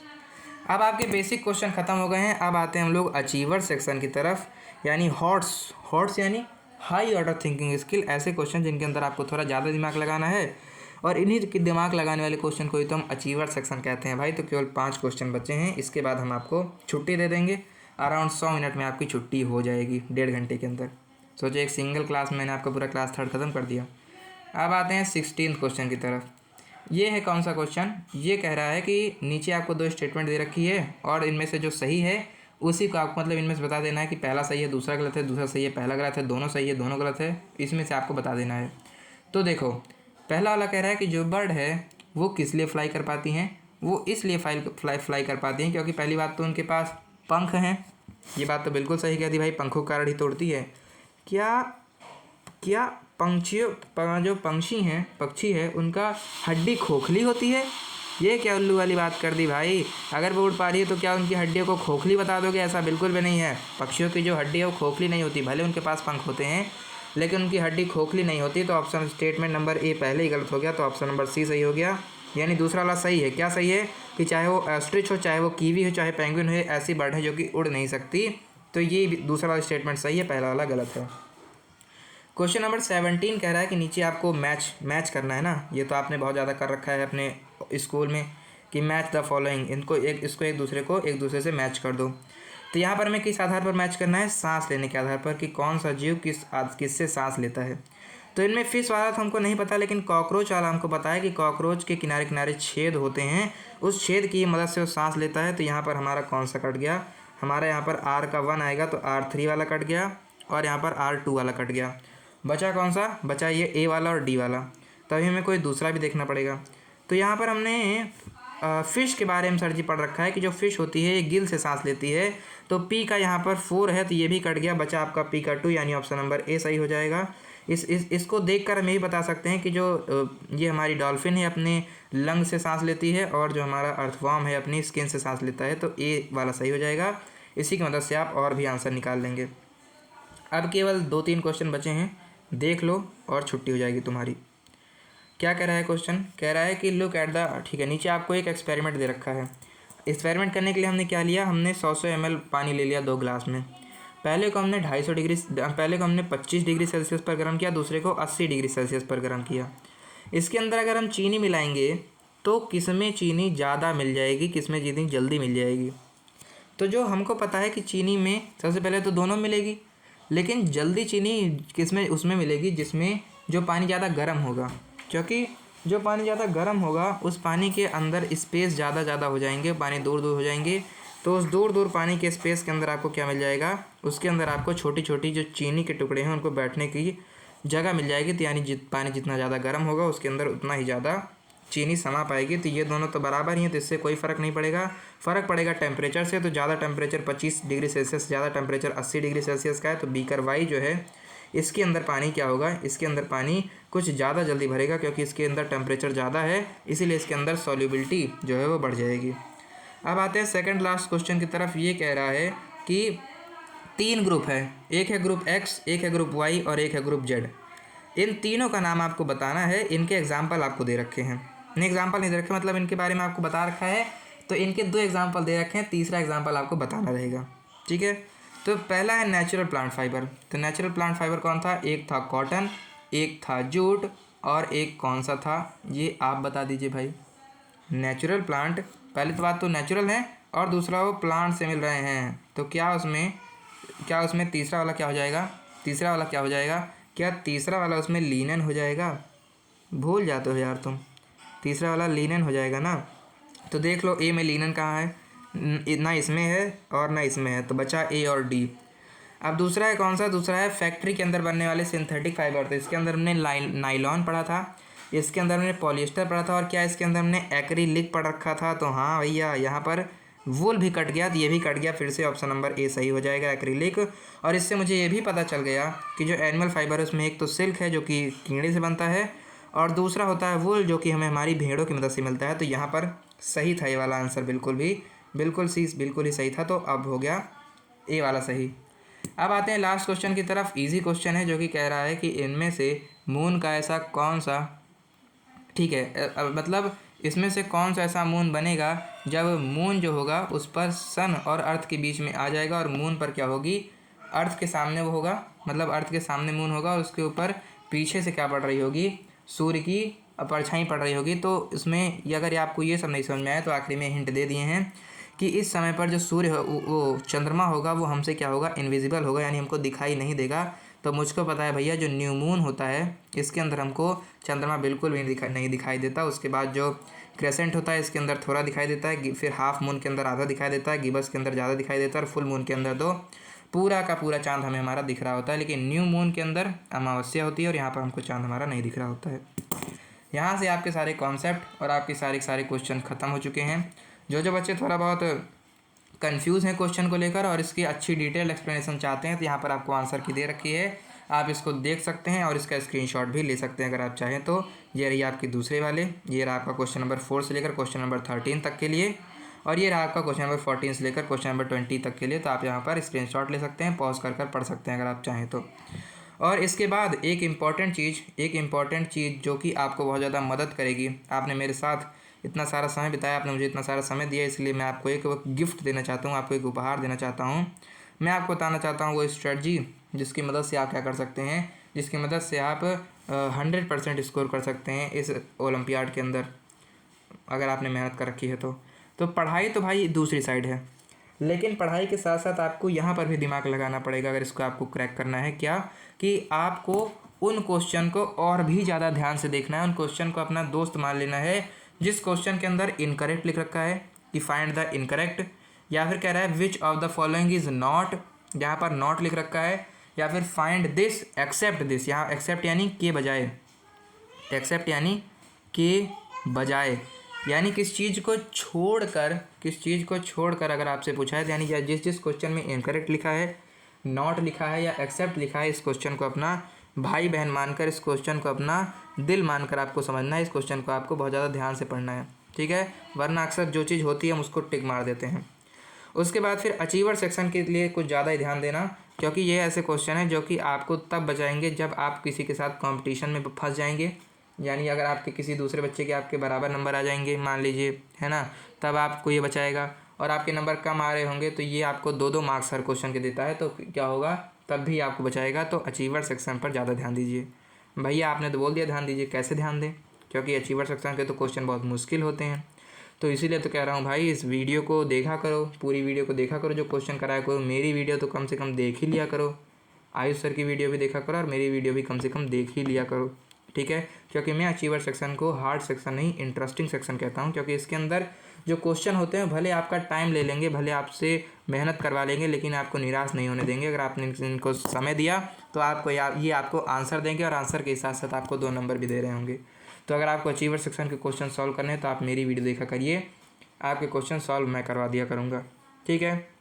उसके बाद फिर एक ऐसा टेक्निक जिस पर हर वो बच्चा प्रैक्टिस करता है जो कि क्या कर रहा होता है, जो कि किसी भी कॉम्पिटिटिव एग्ज़ाम की तैयारी कर रहा होता है, चाहे वो मैं हूँ, क्योंकि मैंने भी जब तैयारी की है मैंने भी इस तरीके को फॉलो किया है, जो कि है एलिमिनेशन का प्रोसेस। ये क्या है एलिमिनेशन का प्रोसेस? तो आपने देखा हो कि मैंने जितने भी क्वेश्चन सॉल्व किए हैं या फिर मैं जितने भी क्वेश्चन कराता हूँ उसमें मैं अक्सर यही कराते रहता हूँ ना, उसमें मैं अक्सर यही कराता हूँ कि जैसे अभी हमने यहाँ पर मैच किया तो मैच करते हमने क्या किया, मैचिंग जब हम कर रहे थे मैचिंग तो हमने यहाँ पर क्या किया, हमने यही चीज़ तो की, हमने क्या किया, यही चीज़ तो की कि हमने कहा कि ये है तो ये तो नहीं हो सकता। उसके बाद फिर हमने कहा अरे अच्छा ये भी नहीं हो सकता, ये भी नहीं हो सकता। तो हम इसमें क्या कर रहे हैं कि बचे हुए ऑप्शन, जो ऑप्शन गलत है उनको काट रहे हैं। तो जब गलत ऑप्शन को काटोगे तो सही ऑप्शन खुद ही बाहर आ जाएगा, उसको बाहर निकालने की ज़रूरत ही नहीं पड़ेगी। तो इस प्रोसेस को ज़रूर फॉलो किया करो क्वेश्चन में। अगर आपको डायरेक्ट जनरल नॉलेज का सवाल है, टिक करना है तो टिक कर दो, लेकिन अगर वहाँ पर थोड़ा भी दिमाग लगाना है तो आपको इस प्रोसेस को ज़रूर से यूज़ करना चाहिए कि बचे हुए ऑप्शन को, जो ऑप्शन गलत है उनको काटते चलो, तो फिर आपको आखिरी में सही वाला ऑप्शन खुद ही मिल जाएगा।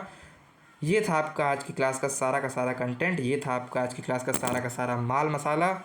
बाकी SOA फॉलो, बहुत अच्छा किया तुमने पूरी वीडियो देखकर, क्योंकि अगर ये पूरी वीडियो तुमने देख ली है तो मैं बहुत ज़्यादा खुश हूँ और तुम भी बहुत ज़्यादा खुश होगे अगर तुम अभी तक यहाँ पर रुके हुए हो।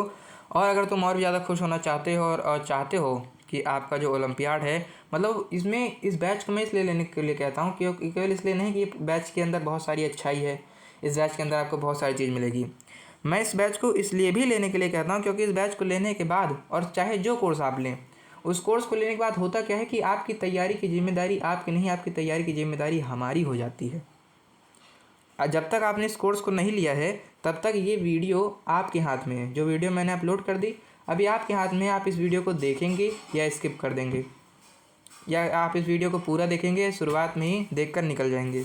लेकिन अगर आप इस बैच को ले लेते हैं, इस कोर्स को ले लेते हैं, तब आपकी तैयारी की जिम्मेदारी हमारी हो जाती है, क्योंकि अब हमारी जिम्मेदारी है कि अगर इस बच्चे ने हमारा कोर्स ले रखा है तो ये बच्चा फेल ना हो, ये बच्चा ओलंपियाड में पास हो। हम अपनी पूरी मेहनत करते हैं, इसलिए आपको ये कोर्स लेना चाहिए। All Olympiad complete preparation course, केवल 1000 रुपये इसका दाम है। इस व्हाट्सएप नंबर पर आप कांटेक्ट कर सकते हैं इस कोर्स को बाई करने के लिए, ख़रीदने के लिए, परचेस करने के लिए। बाकी धन्यवाद आप सभी का अभी तक इस वीडियो में बने रहने के लिए।